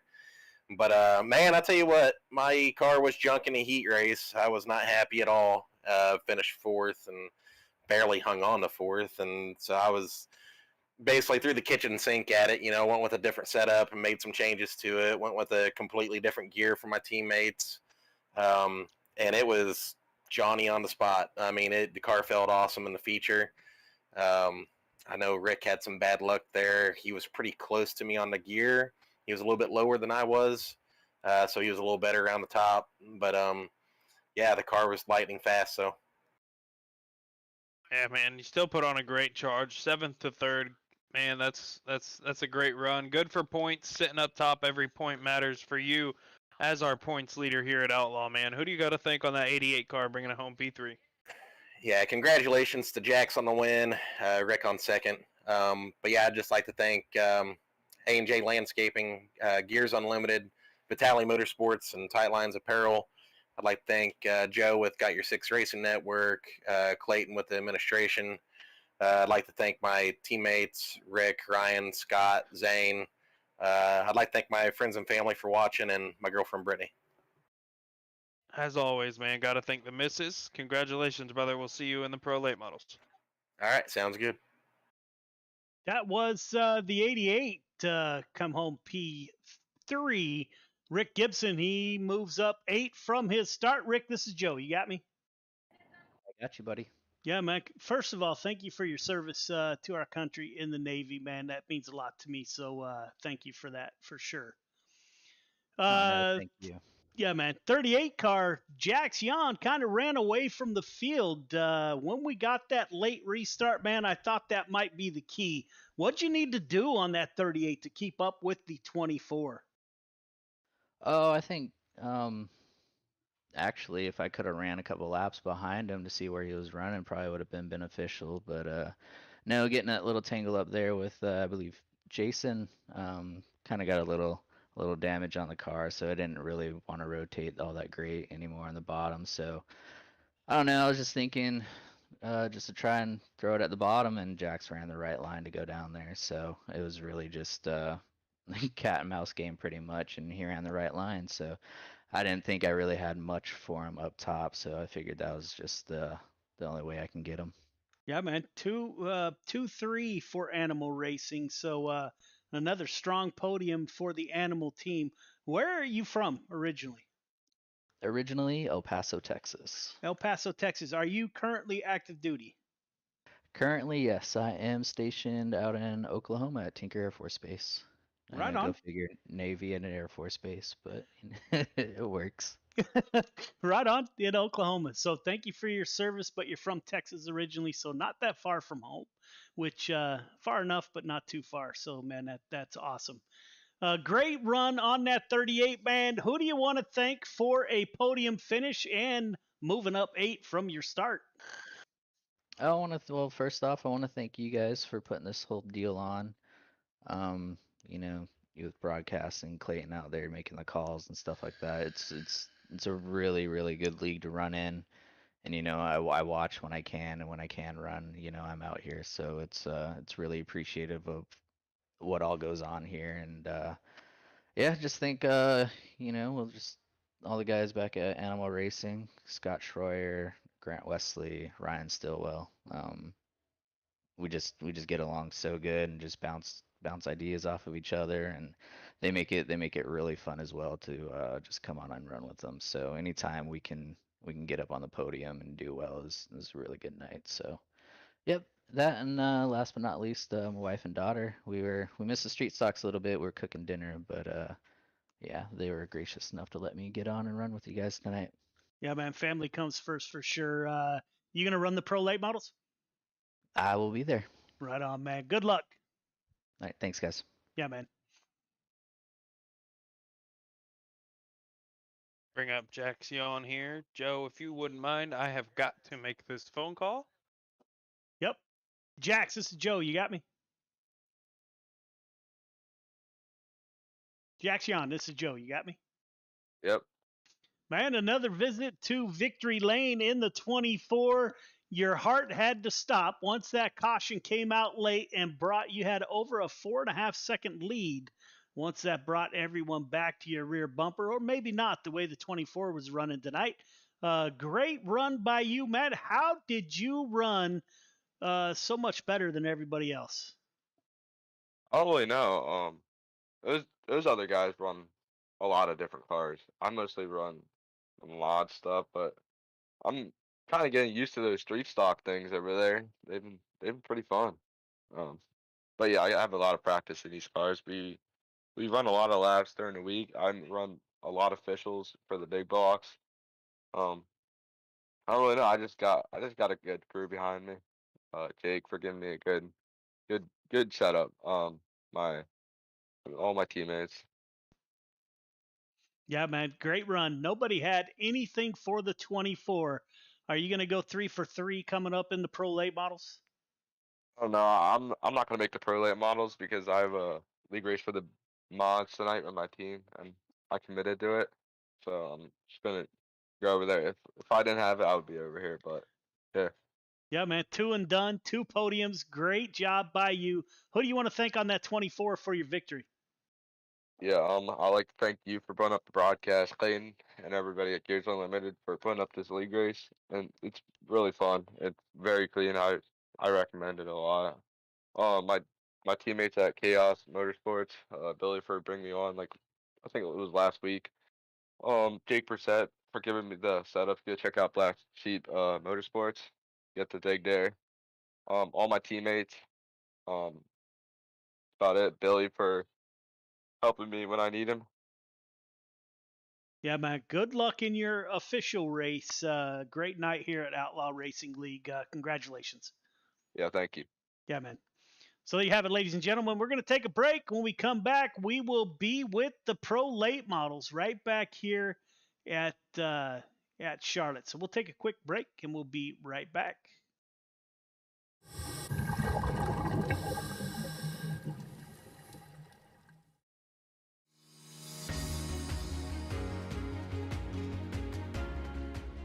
My name's Nick Powers, and I'm the president and lead instructor of Warfighter Scuba. I'm a veteran of the United States Marine Corps from the years 2003 to 2007, with one combat deployment to Haditha, Iraq in 2006. Throughout my time overseas, I experienced a lot of situations that you wouldn't necessarily find yourself in the United States. IEDs, getting shot at, rocket attacks, mortar attacks, you name it, it happened. When I got out of the Marine Corps in 2007, I tried to adjust back to civilian life, and the whole time you're in, you just can't wait to get out. And when you get out, you start to realize, did you make the right decision? 9 times out of 10, most of the guys that get out, they immediately plummet into a depression cycle because you don't have that structure anymore that the military provides you. And this hit me super hard.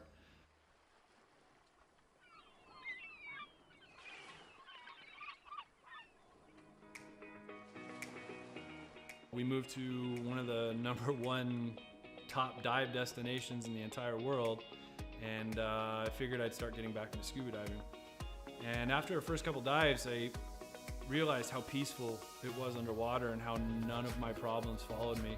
You're just there in the present moment. I had the idea for Warfighter Scuba, and I kind of hinted at it, and they said, "You go for it." And that's basically how Warfighter Scuba was born.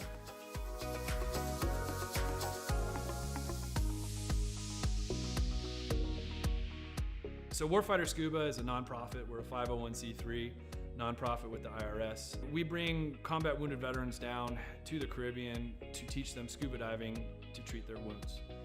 Whether their wounds are physical or mental, such as PTSD, scuba diving is a extremely therapeutic activity for mental stressors and for physical ailments. Mentally, as soon as you go underwater, your body just reacts. It's not normal. You're not meant to breathe underwater. It automatically puts you into the present moment.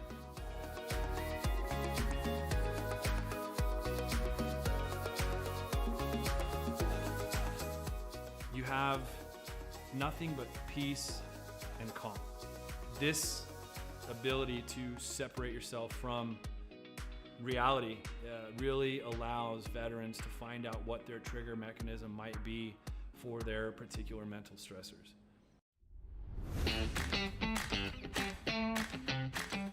So every veteran who comes through our programs gets a 100% funded trip. Each veteran also receives a round-trip ticket from their home of record. That ticket will bring them straight into Roatan, and their entire week stay, their hotel, their meals, their snacks, everything's paid for. And so that veteran can get an entire week away from reality and completely separate from any kind of problems they might be facing at home. So each veteran receives very private and intimate training sessions when they come down to Roatan. We first start in the pool. We do some confined water skills. We'll then switch out to the open water dives. From that point on, it's not even training anymore. It's just fun. It's learning on a level that I don't think most people have experienced before. We do all the certifications for them that we can in a week at their pace, from open water to full face mask to nitrox. Every trip that we have, whether it's one veteran or 4 veterans at a time, we just have a blast. There's no bad karma. We've seen sharks, we've seen turtles. We've seen 4 eagle rays at once. Just the things that happen when we're in the water together are truly, they're just unbelievable.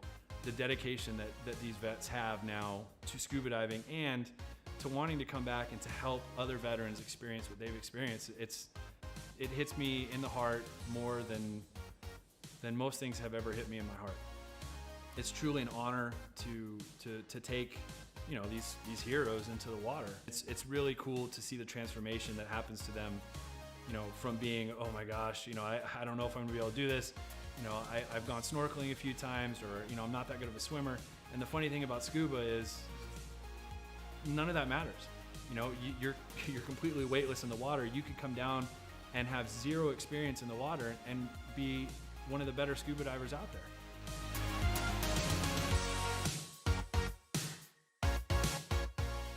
So as with all nonprofits, we rely solely on generous donors such as yourselves. None of these programs could exist without people who are willing to give some of their hard-earned money up to save veterans who might be struggling with everyday life and have that unfortunate thought of suicide. 100% of every dollar that's donated goes directly to the veterans. I personally, myself, I do not take any kind of money. All my time is donated. There's no salary to anybody who's on the board or any staff positions in Warfighter. Donations can be made on our website at www.warfighterscuba.org. And remember, every donation is 100% tax deductible.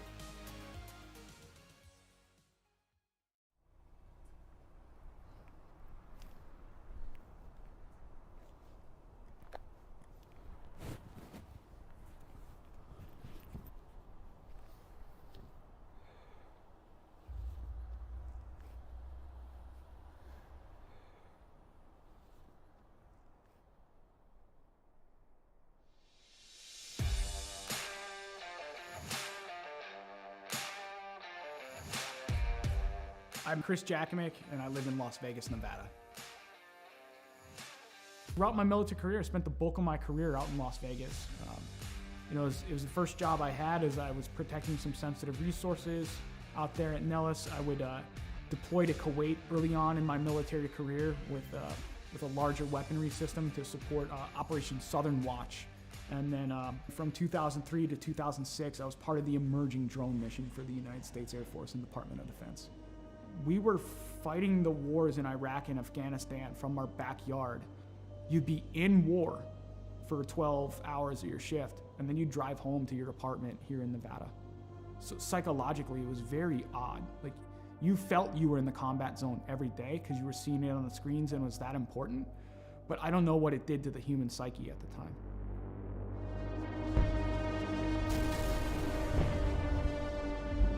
Some things would kind of happen in my personal life after that would change a lot.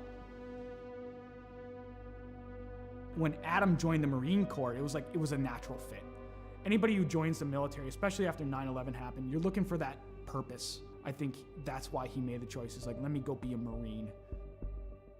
He was in between Fallujah and Ramadi during the heaviest parts of the fighting of the Iraq conflict. I mean, you hear guys like Jocko and everything talk about like the triangle of death. My brother was dead set in the middle of the triangle of death with a Marine unit. I think it changed him. Like, you look at everything across history, you read any of the books out there, war changes anybody that's been involved with it. Trauma or mass events like that changes anybody, and it really changed my brother.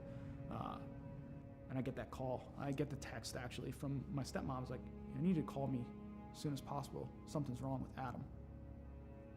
All right. Didn't think anything of it. And I'm about to pull off the highway to go celebrate and have some pizza with my classmates, and she's like, Adam's dead. Adam's dead. He had died by suicide that day, 25th of July, 2017. And it changed my world forever. I think that was the first time I saw or heard someone broken through the phone. There was a time where I was concerned that he wasn't going to make it.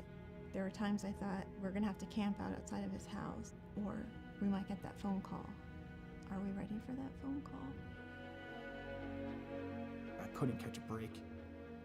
A fellow first sergeant I served with, he had died by suicide.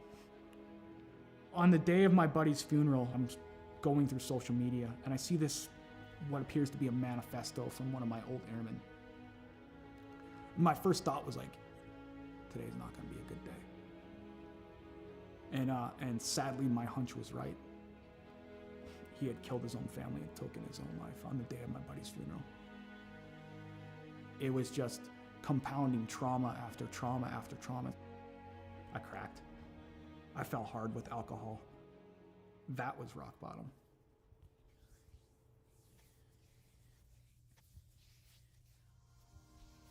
I first heard about Mission 22 just by like surfing the internet and looking on there and seeing some of the programs that they had available. I was like, something seems right about this. To be in a program like the R&R program with them and the innovative things that they're putting together, I've not seen in any other veteran nonprofit. It's putting all this stuff together to heal in the most effective way possible. They're making you do a lot of the hard work through reading, through audiobooks, through physical fitness, through nutrition, open discussion, critical thinking, neuroplasticity and cognitive feedback to where you're developing the brain more. It's given me a chance to regain my life.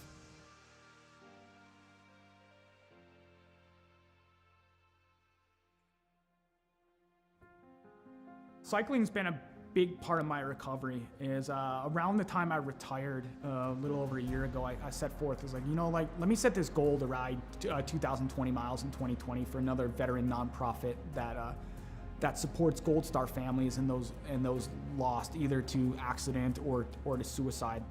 Every time I got on that bike, I was like, you know what? There's a name, there's a dash that I'm gonna honor today. Not the dates on the gravestone. Is like, I'm gonna honor that life. So it gave me purpose. And it just became like a release for me to where the pedals would spin and I would get out of my head for a little bit. physically I was starting to feel better. I could see the improvements, and I've tracked my data over the past year, and it's phenomenal on the growth that I've had on a bike. He's just on a mission and is relentless about it. You know, every day he pushes it. From, you know, the loss of his brother and a number of different trauma that he had gone through in his life, it was absolutely critical for him to find something that he could sink his teeth into. I think he's taken the ball and run with it with Mission 22, especially the R&R, the recovery and resilience part. I think it makes him stronger in the person that he is today. I don't know why I fell on the bike. It was just like, okay, it called to me, and then I kept going. So you know that scene from Forrest Gump where he just starts running one day and it ends up in Monument Valley in Utah? He's like, I'm tired, I think I'll go home now. I'm not tired yet. I'm not ready to throw the towel in like Forrest Gump did. I'm getting on that bike and I'm keeping on going because there's something about it. There's something about just getting out in nature, having that breeze in your face and seeing some of the beautiful landscape here in Las Vegas where it takes you away from the stressors and the challenges of the world for a little bit. And you can just appreciate the beauty that is out there and be in the moment. And then it got serious because the Air Force enrolled me in the Air Force Wounded Warrior program and it got transformed into Lo and Behold training. If I do this well, maybe I can go represent the Air Force. Maybe my grief and everything in my entire story can come to fruition because I can put the energy into something positive.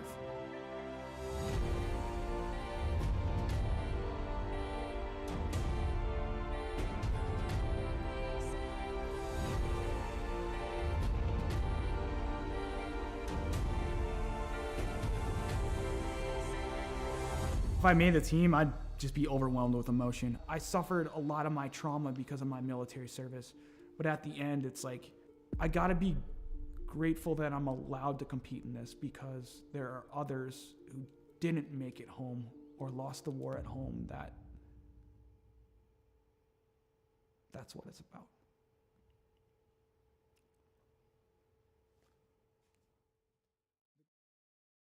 Oh my gosh, everybody! I am so excited. My heart's pumping, my hands are sweaty. Please welcome our very own Director of the Air Force Wounded Warrior Program, Colonel Rich Obert. Over to you, sir. Welcome, warriors and athletes. Today we're going to announce the 2021 Air Force Team for Warrior Games. The selection was difficult as there were many hardworking and deserving individuals, and the work and dedication was apparent by all. I know the suspense is killing you, so I'll turn it back over to Marcia. Good luck to each of you. Back to you, Marcia. All right, thank you, sir. Starting us out from Air Education and Training Command, Major Daniel, Lieutenant Dan Cariña. Yes, yes, yes. Air Combat Command, out of Texas, Master Sergeant Nicole Nikki Favuza. From Valdosta, Georgia, Technical Sergeant retired Antonio Del Vecchio. From East Liberty, Ohio, Airman retired Pete Murphy. Technical Sergeant retired Margie Hinkle. And coming up next, former pole vaulter, that is very similar to Blaze Velarde, coming to you from Las Vegas, Nevada, Master Sergeant retired Chris Jacksomek. Warrior Games competitor back on the team, Staff Sergeant retired Joseph Alex Pate. Whew. What? He did All right. big things back in the day. He's gonna do big things. Coming to you from St. Henry. Wow. We look at Mission 22 and we see all the shirts, we see all the flags out there.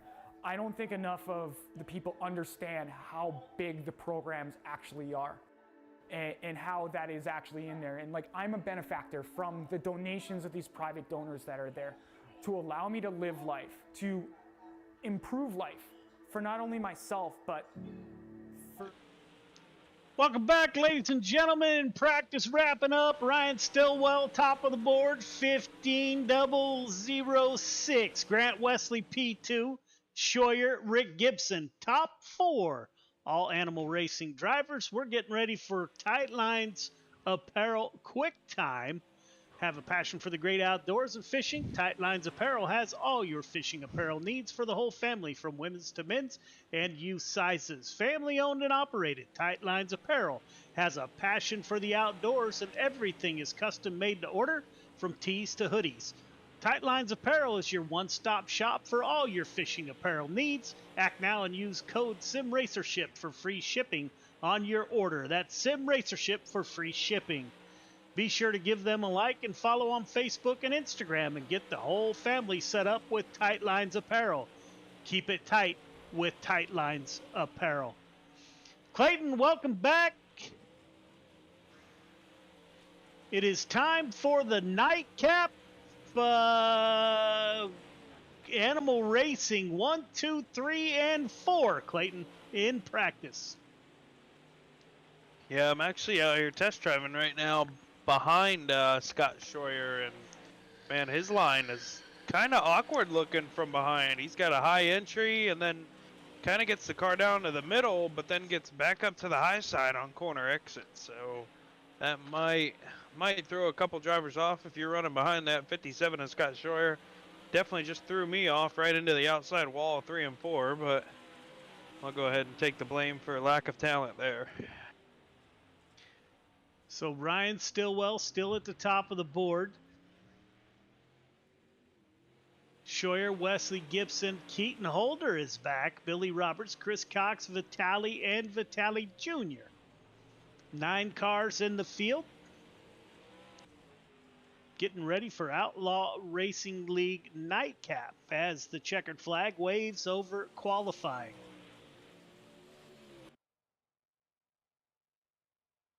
We will follow along all night. Let's see who is first out on the track here. Looks it like will be 515. Chris Cox in the 515. Chris Cox has had a miserable night here at Charlotte in the 515 so far. We're not used to seeing that. Let's see how he does in the Pro Late models. Yeah, he needs a little bit of redemption, or he needs a tough break for the 213. Just updated the points after the modified race. Michael Vitali has moved up into 3rd. So that battle for the top 5 in points right now, that's where the pay is, and these guys are definitely running tight when it comes to points on the top 5. So we look forward to those points next week, unless they're in the folder already. Billy Roberts, top of the board, 15,178 for the 99. Chris Cox, P2. Ryan Stillwell right back to the top of the board. His teammate Grant Wesley to the top of the board. 15,026 for Grant Wesley. Rick Gibson out on track, as is Scott Scheuer in the 57. We got Gibson, Scheuer, and Keaton Holder still to run. Grant Wesley at the top with a 15,026.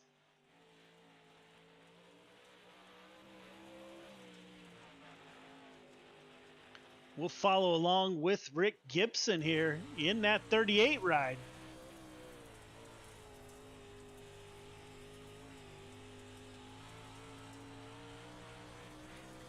For a lap around Charlotte, Rick Gibson, 4th quick, Scott Scheuer up to 2nd quick. So we are waiting on Keaton Holder, is the only car to not take time yet.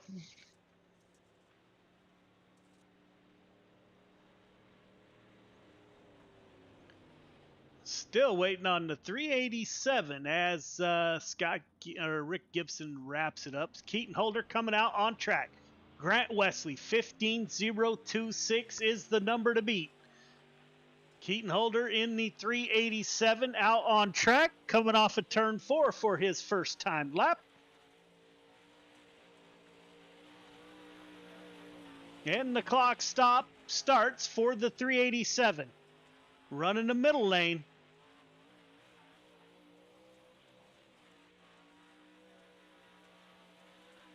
Coming off of turn 4. 2nd quick, 15,054. Can he improve on his second lap. Keaton Holder in 3 and 4, coming off of turn 4, heading towards the flag stand. No, sir, 15,184. Grant Wesley will take home the Tight Lines Apparel Quick Time Award for tonight.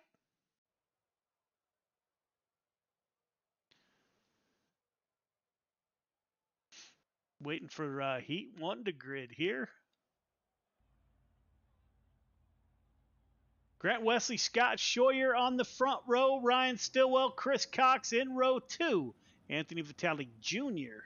rounds out your field of 5 drivers.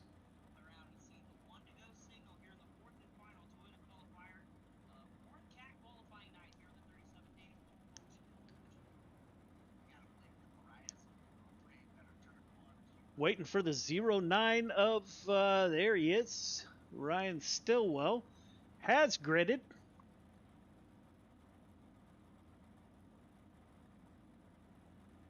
Chris Cox blinked out there for a minute.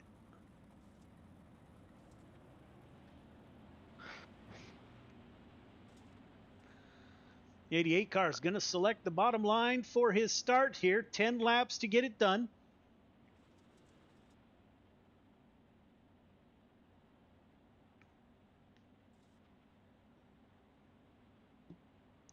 Pace truck is off.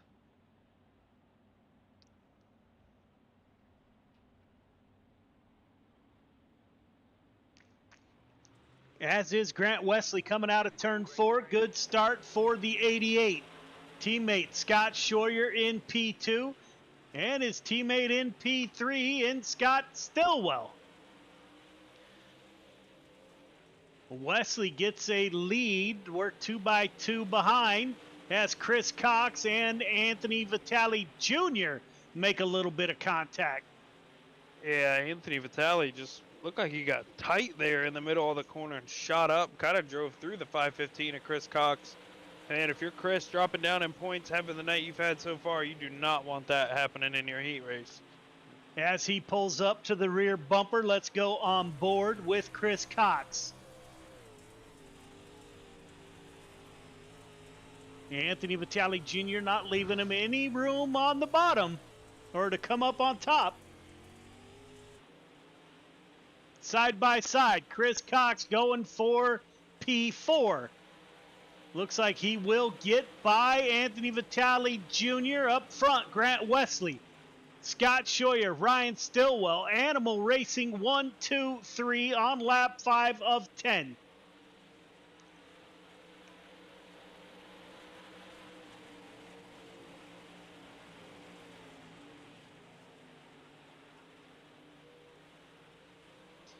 $15,117 for Wesley, $15,153 for Scheuer. Grant Wesley still getting it done up front. Scheuer a little faster that time by. Animal Racing all running the same line, running the middle to high line. All 3 of those guys pulling away from Chris Cox. I don't think Chris will have enough time to run him down here unless we have a caution. Looks like it's going to be between Scott Scheuer and Grant Wesley as Ryan Stillwell is losing contact with the front 2. 2 laps to go.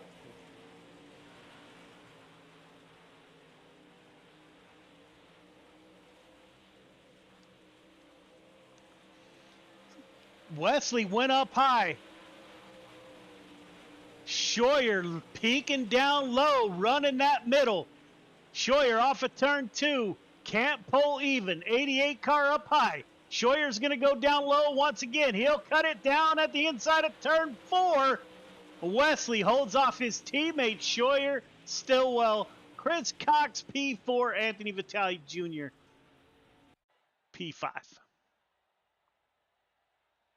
Keaton Holder, Rick Gibson on the front row. Billy Roberts, Michael Vitale in row number 2.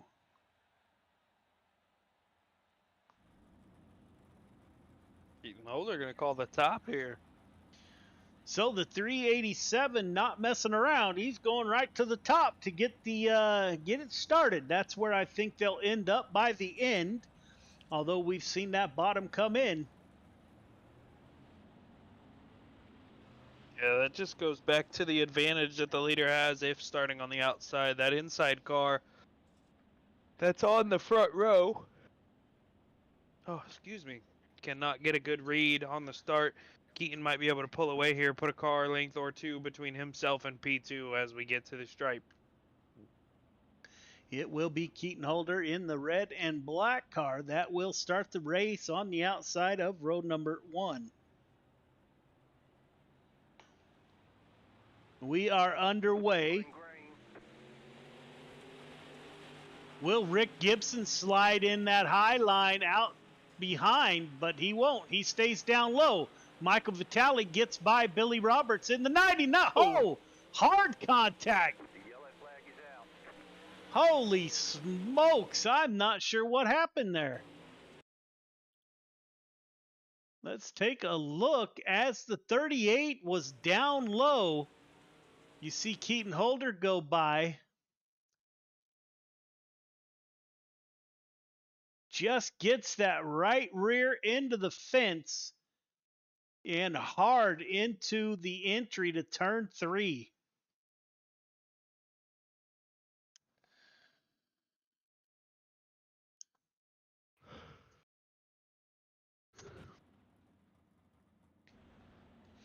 So, Keaton Holder at the front of the field. Billy Roberts P2, Michael Vitale P3.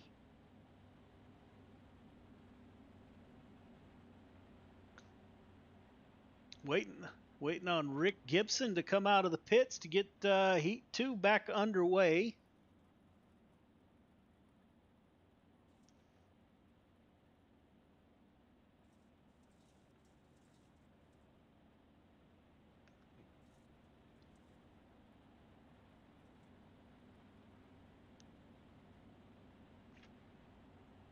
Lights are off on the pace truck. Hang on, we're not going green, not going green. We have extended the caution.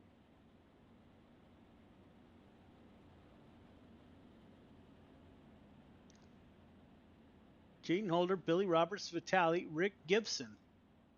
Rick Gibson should be coming out of the pits here momentarily.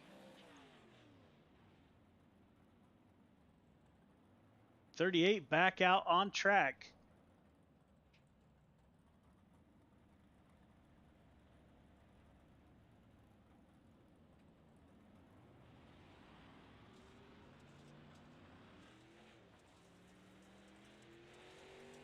So, here we go. 4-car heat race.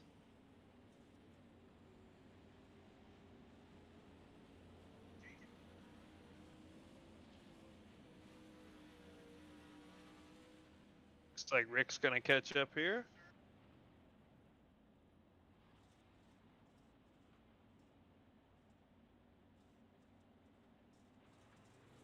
As we are back under green.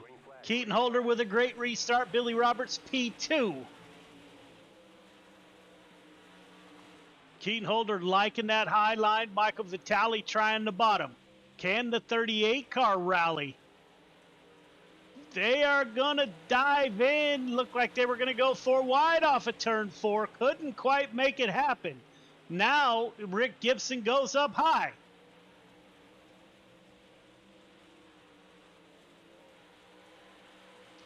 Keaton Holder out front in the 387 on lap 4 of 10. 15-123 last time by for Holder. Billy Roberts in a solid P2. That will put him on the front row for the feature if he stays where he's at. Michael Vitale in P3. Rick Gibson not able to gain any positions since his single car incident. Yeah, I'm watching Rick from behind. Oh, Michael Vitale into the wall. Made Rick's contact. going to get by. I was just about to say, watching Rick run down Michael Vitale here. Looked like he's just overshooting 3 and 4, and he couldn't get the run. But right now it gets around Michael after Michael gets into the wall there with some contact. Billy Roberts, looks like he can run down Billy Roberts too. He's just got to kind of clean up his entry into 3. He's jumping the cushion a lot, losing a lot of speed. Door to door with Billy off of 4. I think Rick Gibson might get back up to second here by the end of this, Joe. He slid up right behind the 99. Couldn't quite close the deal. 2 laps to go. Billy Roberts goes down low, runs a shallow slider-ish line.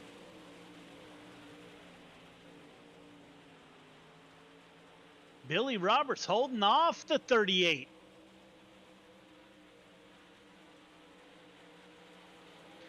One lap to go. Keaton Holder, almost second gap between himself and Billy Roberts. Rick Gibson has stalled in P3. He was moving up through the field. That 38 car kind of stalled. Now he'll go down to the bottom. Keaton Holder off of turn 4. Holder will win. Billy Roberts P2. Rick Gibson and Michael Vitale. You got to think that contact with the wall by the 213 didn't do that car any good at all. No, not one bit.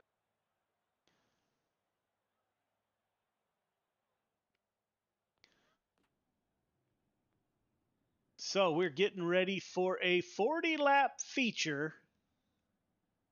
Let's get a word with Rick Gibson. Rick, this is Joe. You got me? I got you, Joe. Man, what happened?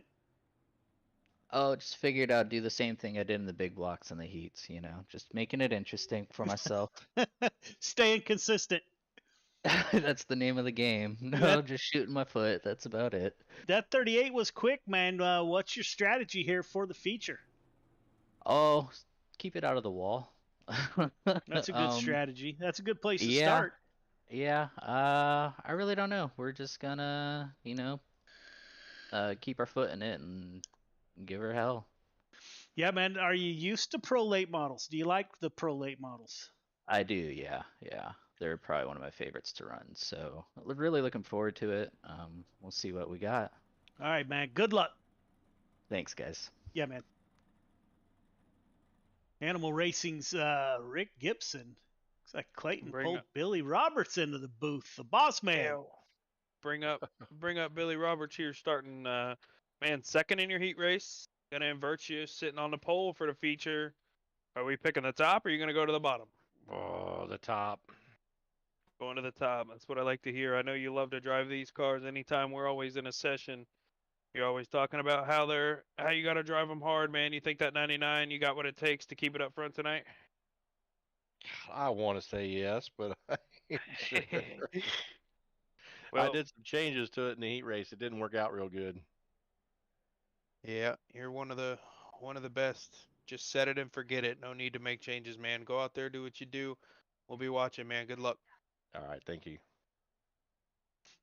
That was the 99, Billy Roberts from Gears Unlimited up in the booth. We'll start on the pole. So we're getting ready for our 40-lap feature. Billy Roberts on the inside of row number 1 with Scott Scheuer to his outside. Keaton Holder, Grant Wesley in row number 2. Ryan Stillwell, Rick Gibson in 3. Chris Cox, Michael Vitale in 4. And Anthony Vitale Jr. will round out your field of 9 drivers. All right, Clayton, who do you got? And there's no way he has 2 upsets in a night. I got to go with my boy Billy Roberts from the front row. He's really fast in a late model. I can't catch him worth a dang anytime we race together. I know he's got some competition behind him, but I think Billy will be able to put it up, not against the wall, but he'll be able to run a good line up top. I think Billy Roberts brings it home P1. I'm going to go with that 88 of Grant Wesley, the points leader. He'll roll off on the outside of row number 2. So he'll be right behind that 99. I think they'll run safe for quite a few laps, and then when it gets down to it, they'll get after it. So I'm going to take the 88. Billy Roberts will roll off. He takes the outside of Scott Scheuer. Pace truck is off. 40 laps to settle it. The last race of the night for Outlaw Racing League. Getting ready to get it done in the pro late models here at Charlotte. Billy Roberts is off. Watch the 12 car of Holder almost past Scheuer. He was able to hold off. Scott Scheuer jumps to the outside behind the 99. Grant Wesley now put Keaton Holder up to P2. And Ryan Stillwell is around. Let's take a look at what happened to Ryan. He's in the 9 car. He's got his teammate just slides up and no room.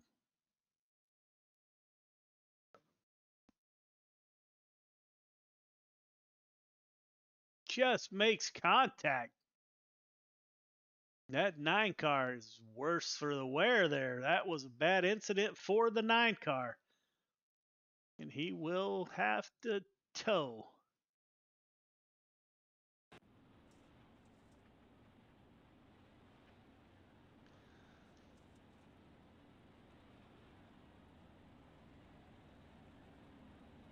Quite a few cars went into the pits for their quick repairs.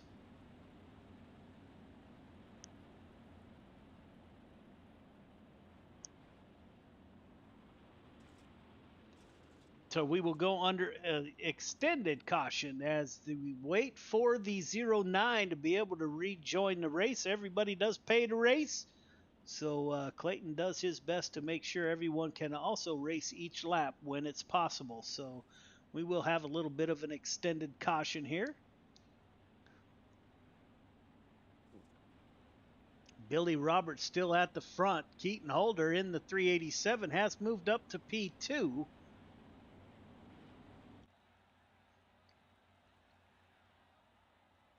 There is the 99 of Billy Roberts. Keaton Holder in the 12, 387 on Outlaw Racing League. Grant Wesley in the 88 car. He's in P3. Michael Vitale in the 213. Gears Unlimited Ride is in P4. Chris Cox in P5. Anthony Vitale Jr. in the 21 is up to P6. Scott Scheuer in P7. Rick Gibson is back in P8. And Ryan Stillwell is still getting his repairs. Looks like he's done and back underway.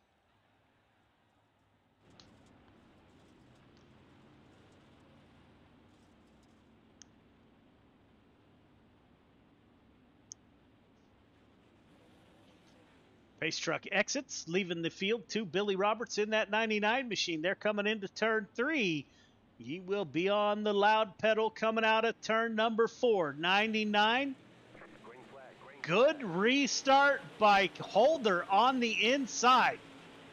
Grant Wesley throws the 88 down low. Billy Roberts on the outside. Grant Wesley pulling up even. Holder thought about diving it underneath the 99. Thought better of it. Billy Roberts, Keaton Holder, Grant Wesley. 1, 2, 3 on lap 4 of 40. Michael Vitale now is going to battle it out with the 88. 213 running the bottom. Trying to get underneath Grant Wesley in the 88. Good exit off of turn 2 by Vitale. Slide job coming in 3. No room. It is Vitale at the line in front of the 88. Billy Roberts runs a slider line. Keaton Holder takes advantage. Crossover. Holder to the point.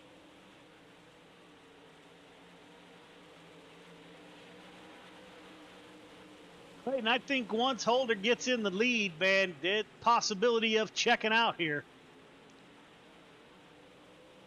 Although Billy Roberts not letting him get far. Looks like we're going to have a caution here.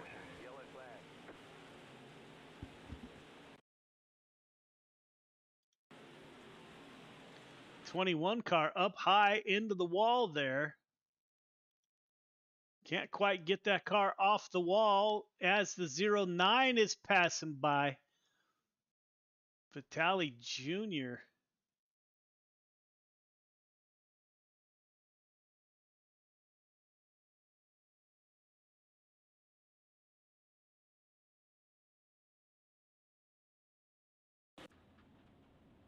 Keaton Holder at the front of the field in the 12 car on lap 8 of 40.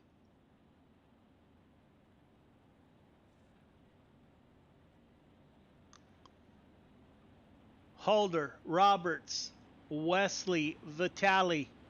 Scheuer, your top 5.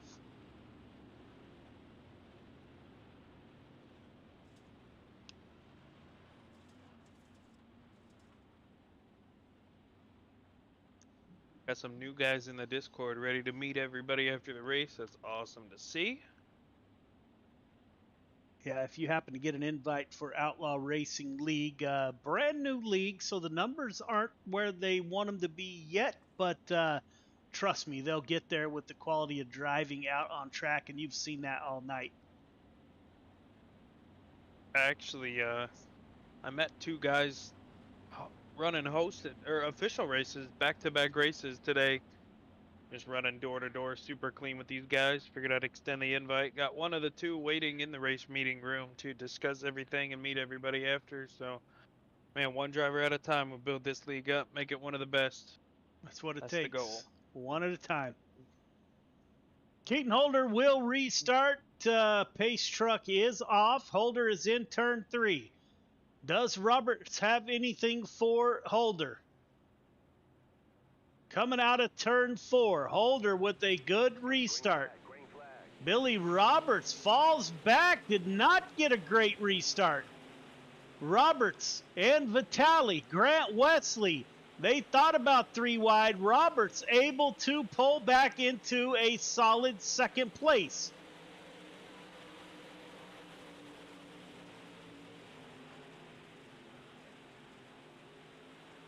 On lap 10 of 40. Holder, Roberts, Wesley, Scheuer. We're 3 wide in the back. That's Chris Cox on the outside. Ryan Stillwell in the middle. Rick Gibson on the bottom. That was a tight 3 wide off of 4-2. You couldn't have fit another tire between those 3 guys, man. These guys are racing hard. One big pack right now. Looks like the only 2 strung out are Keaton Holder and Billy Roberts. Everybody else kind of still 2 and 3 wide trying to file in. So front 3 nose to tail. Scott Scheuer in the 57 trying to pull up underneath his teammate, the 88 car of Grant Wesley. 213 of Michael Vitale is in the mix. Let's go on board in the eye of the storm. We're on board with the 213. That's Michael Vitale, currently running in P5.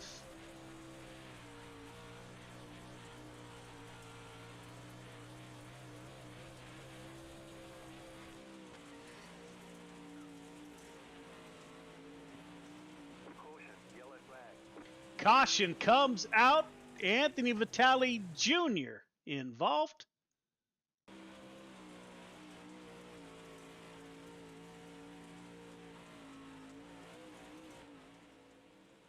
Just gets into the outside fence all by himself, and around he goes.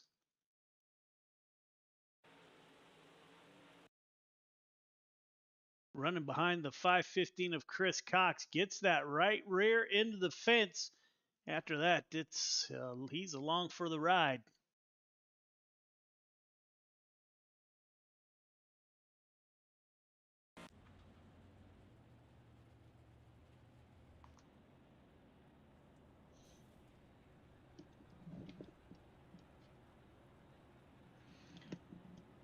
So on lap 14 of 40, Keaton Holder, Billy Roberts, Wesley Scheuer, Vitale, your top 5.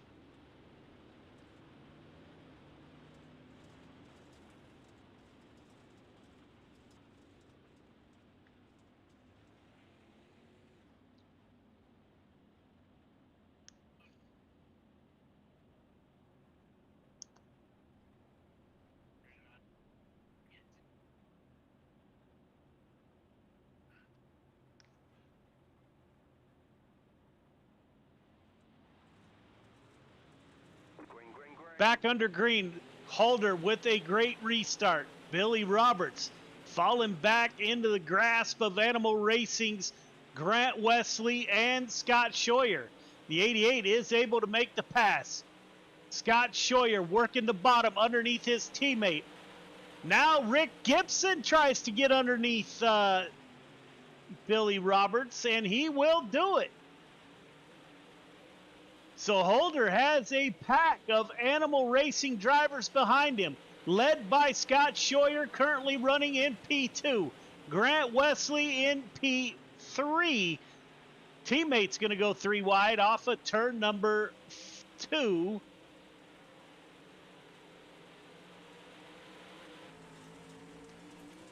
That's Holder in front. We're on board with the 88 of Grant Wesley. As Scheuer comes up, let's go on the right front of Scott Scheuer, currently in second place. Teammates running side by side. Rick Gibson thought once again about taking it 3 wide.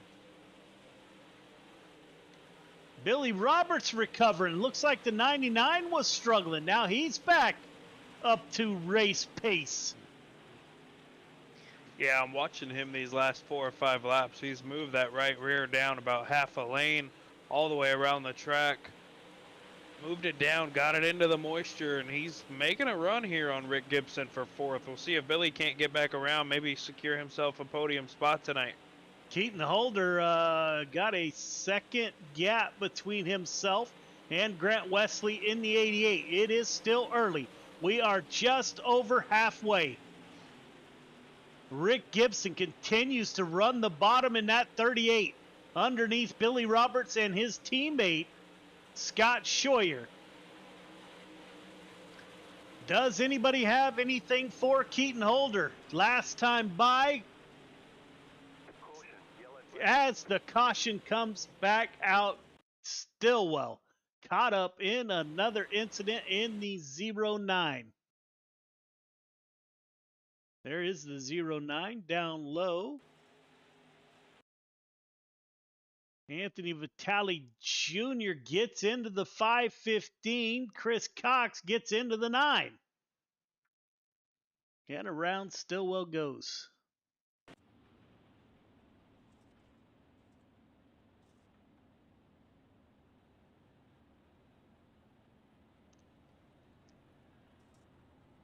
Lap 24 of 40.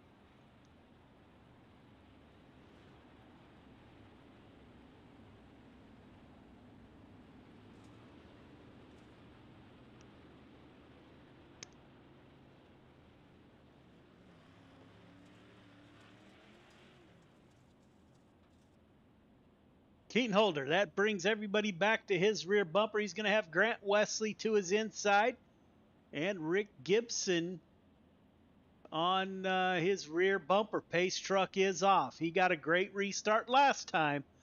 Can Wesley anticipate the start?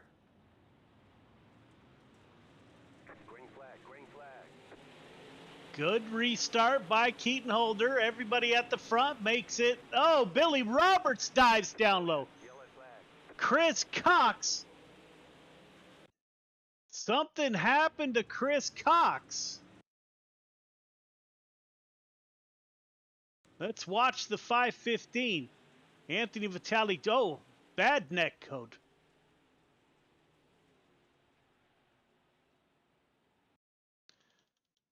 He was not that close to.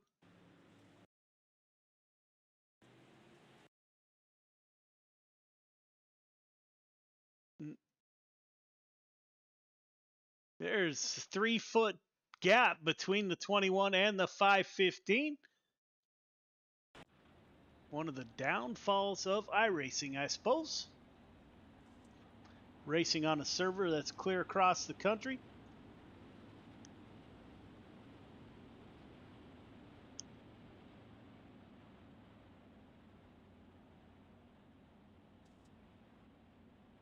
So lap 25 of 40, we're getting ready to do it again. Yeah, absolutely. I gotta look here and make sure. Okay, Anthony did come back out. Yeah, sometimes, man, you get frustrated and think it's just not your night, but glad we could save Anthony from leaving prematurely. You don't want anybody to leave thinking it's all their fault when we have netcode situations like that. That was a pretty tough one. I've seen a lot after this update. I've seen some at Friday Night Lights over there. We've seen some here. I've seen some in officials over this last week or so. Sometimes these updates throw the sim for a whack. Yeah, indeed. Pace truck is off, leaving the field back to Keaton Holder. Holder, Wesley Gibson, Scheuer, your top four. Billy Robertson, the 99, will start on the inside of row number 3.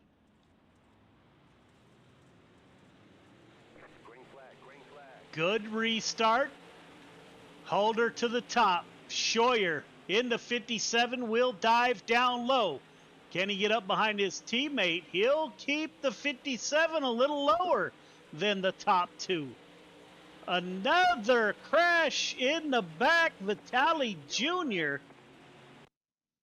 See what happened to the 213.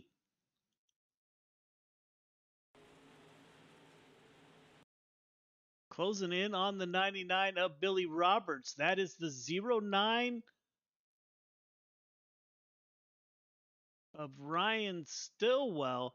Looks like the 213 just gets loose there.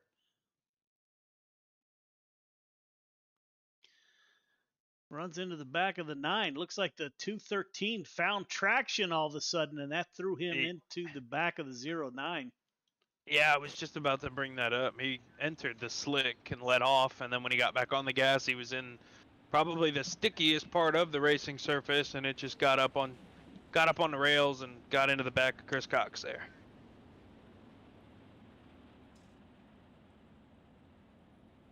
So, lap 27 of 40, we got a ways to go still. Could anybody's race?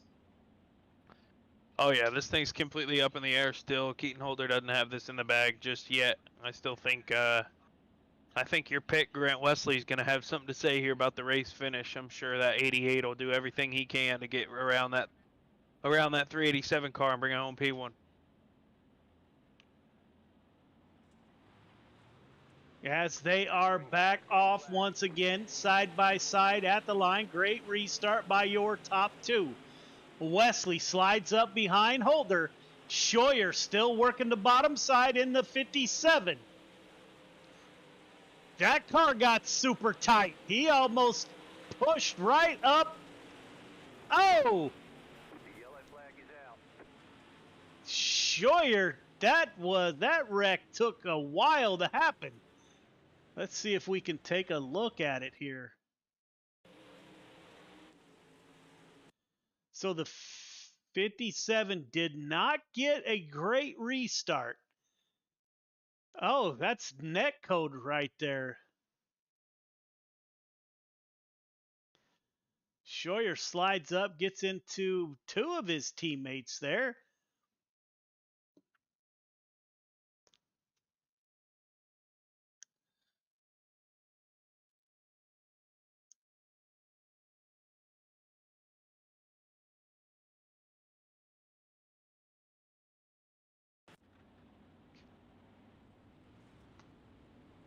So netcode once again. Was that at the same part of the track, Clayton? I can't remember now. No, the last one was on the back stretch. That one was on the front stretch. So I guess there's just no escaping the netcode tonight, as two of the animal racing drivers go to the rear end of the field on lap 29 or 28 of 40. Still time.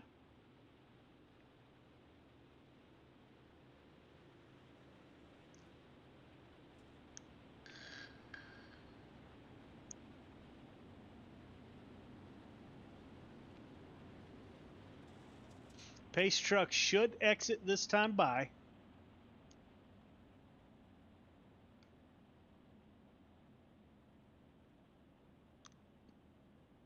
Pace truck is off. Grant Wesley's been getting decent restarts with Holder. They're coming pretty close to side by side at the line. The restarts that you want. Yes, Holder is holding the field.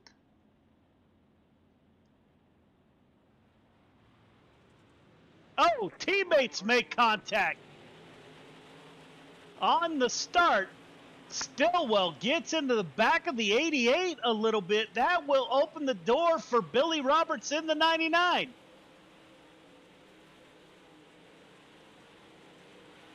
Yikes, that's tight racing down there. Yeah, I thought for sure we were going to see teammates there get into it. I thought Billy Roberts was going for a ride there. Good on Michael Vitale for letting up, letting his teammate in. Tight racing right now. Keaton Holder, Grant Wesley, Ryan Stillwell, Billy Roberts on a mission in the 99. Big contact.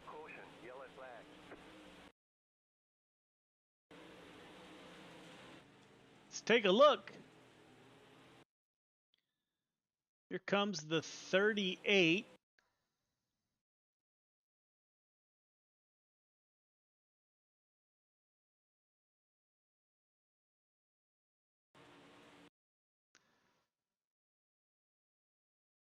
So a little bit of net code, but he would have made contact regardless of net code at the rate he was going there.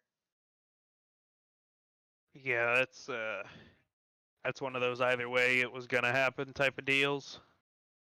Gonna go 1 to green here. Hopefully we can get these guys to a finish. Keaton Holder at the front of the field. Getting ready to go green.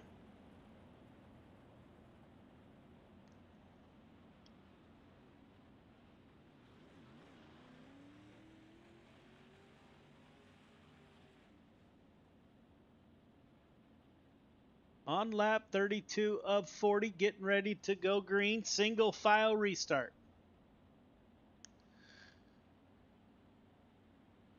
Single file might change things here. We'll see. Keaton Holder with a great restart. Lap 33 of 40 begins. Ryan Stillwell running a kind of a slider line, just not very steep. He's in the top in 3 and 4. Grant Wesley trying to reel in Keaton Holder. We got a group of cars. That is Billy Roberts behind the 09 of Stillwell. Behind them is Scheuer in the 57. Front two starting to break away from the field. Ryan Stillwell pulls in front of the 99. Up front, slide job coming. Not enough room, but he gave it a try there. I just knew we were going to see an accident there, Clayton. Yeah, here comes another one from Grant. Possibly going to clear him. Keaton Holder crossover. Keaton Holder beats him back to the line. Keaton Holder back up front. Man, this is going to get good here. Just under 4 to go here. Another one coming from Grant. Keaton runs a middle line trying to protect. Slide job crossover from the 387 and the 88. Grant Wesley doing everything he can. Now Holder actually opens up a bit of a bigger lead over the 88. Looks like the battle's going to be back here. Billy Roberts battling it out with Stillwell for the final podium. He gets into that inside tire. Stillwell hits the inside tire, crumpled up the front end. It fixed itself. Then he throws a slider and doors the 99. Up front, Grant Wesley not done. Lap 40. Here we go. Holder down low, coming off of turn 4. It will be Keaton Holder, Grant Wesley, and who knows back here at the line, Stillwell.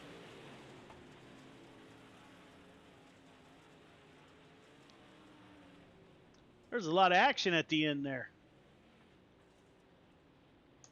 Yeah, one guy I could tell you is not going to be happy about that one's Billy Roberts. Getting doored in 3 and 4, and then right reared in 1 and 2. That's not a good way to end your night after working so hard and getting up to a podium finish. Not sure what happened to the 09.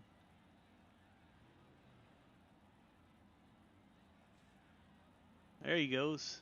He got into that inside tire, and as iRacing sometimes does, the front end of that car was gone for like a blink of an eye, and then it came back, it fixed it. So put him on the podium. 2 Animal Racing drivers on the podium.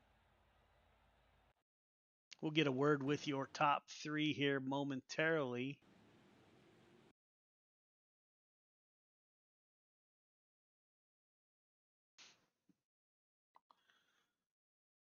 Let's see who we got in the booth here. We got nobody yet in the broadcast waiting room. We are waiting for Ryan Stillwell in that 09.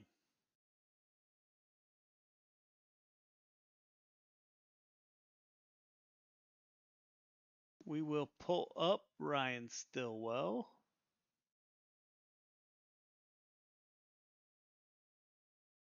Ryan, this is Joe. You got me? Yeah, I got you. Man, I thought you were all done when you hit the inside tire. I was talking on the broadcast. The front of your car went away for like a blink of an eye, and then it repaired itself. I think there was 2 or 3 to go. Did that damage the car at all? Yeah, it was junk after that deal with my teammates in front of me, and then it got worse after I hit the tire. It just didn't want to go anywhere I wanted to go, and I was just trying to hold on, and I didn't mean to get into anybody. I think I got into Billy on accident because it pushed, and that's not how I want it. I mean, it's unfortunate. I had a rough night in the pros when I thought we had a really good fast car, but it happens. Yeah, man, you brought it home on the podium. Again, may have not been how you'd like to do it, but sometimes it's got to get a little bit ugly, and you put the 09 on the podium, man. Who do you want to thank on that 09 for your podium finish? Got to thank all my teammates, Rick, Scott, Grant, Zane, all those guys for helping me every week. Clayton for doing a great job adminning. You for putting on a great broadcast. All the great sponsors that put this thing on. Without them, we couldn't do it. So, yeah, man, congratulations, and we'll see you next week. Yes, sir.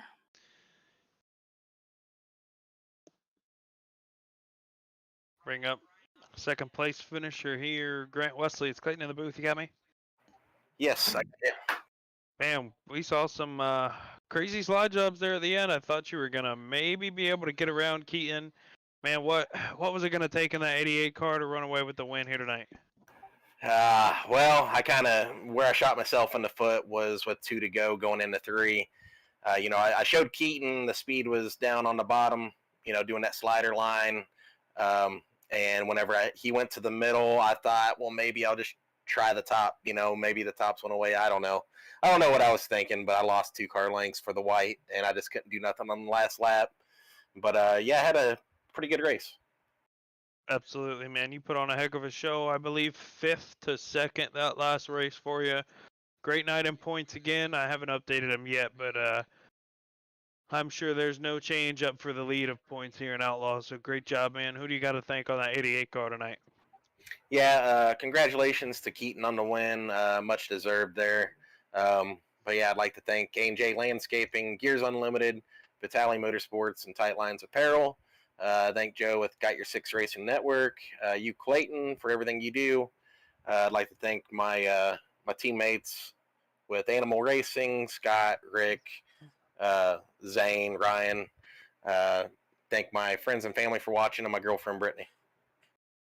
Yeah, man. Well, congratulations on another stout night for you. Yep, we'll take it. Move on to the next. Yes, sir. Good job. Thanks.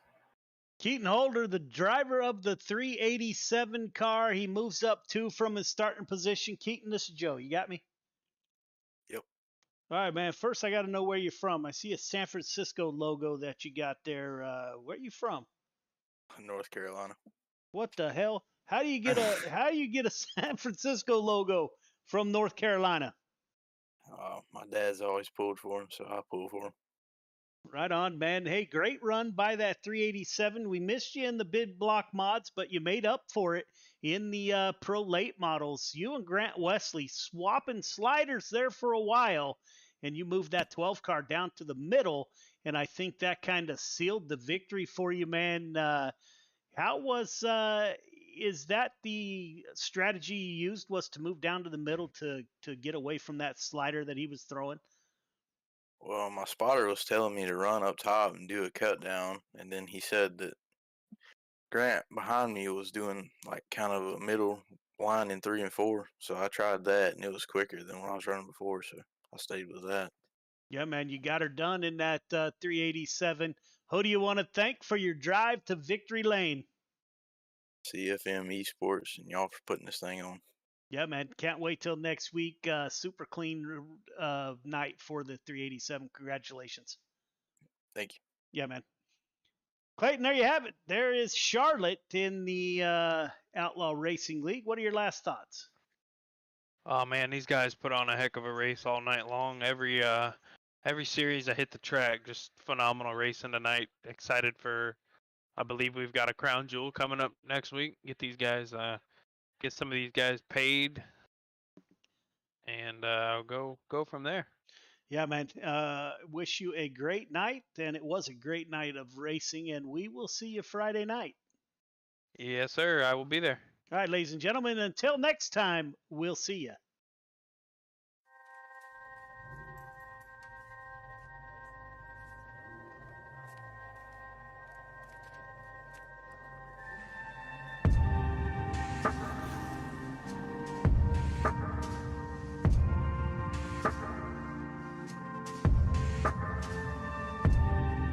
Our biggest thing is getting the word out, awareness of Mission 22, the struggle as it is to fight PTSD and suicide.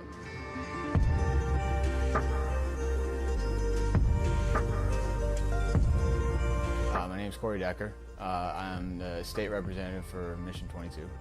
The issue has been great. We got a bunch of great guys that have gotten together and decided to create this rally. The word's getting out, and it's turning into quite an event where we can actually help a lot of veterans.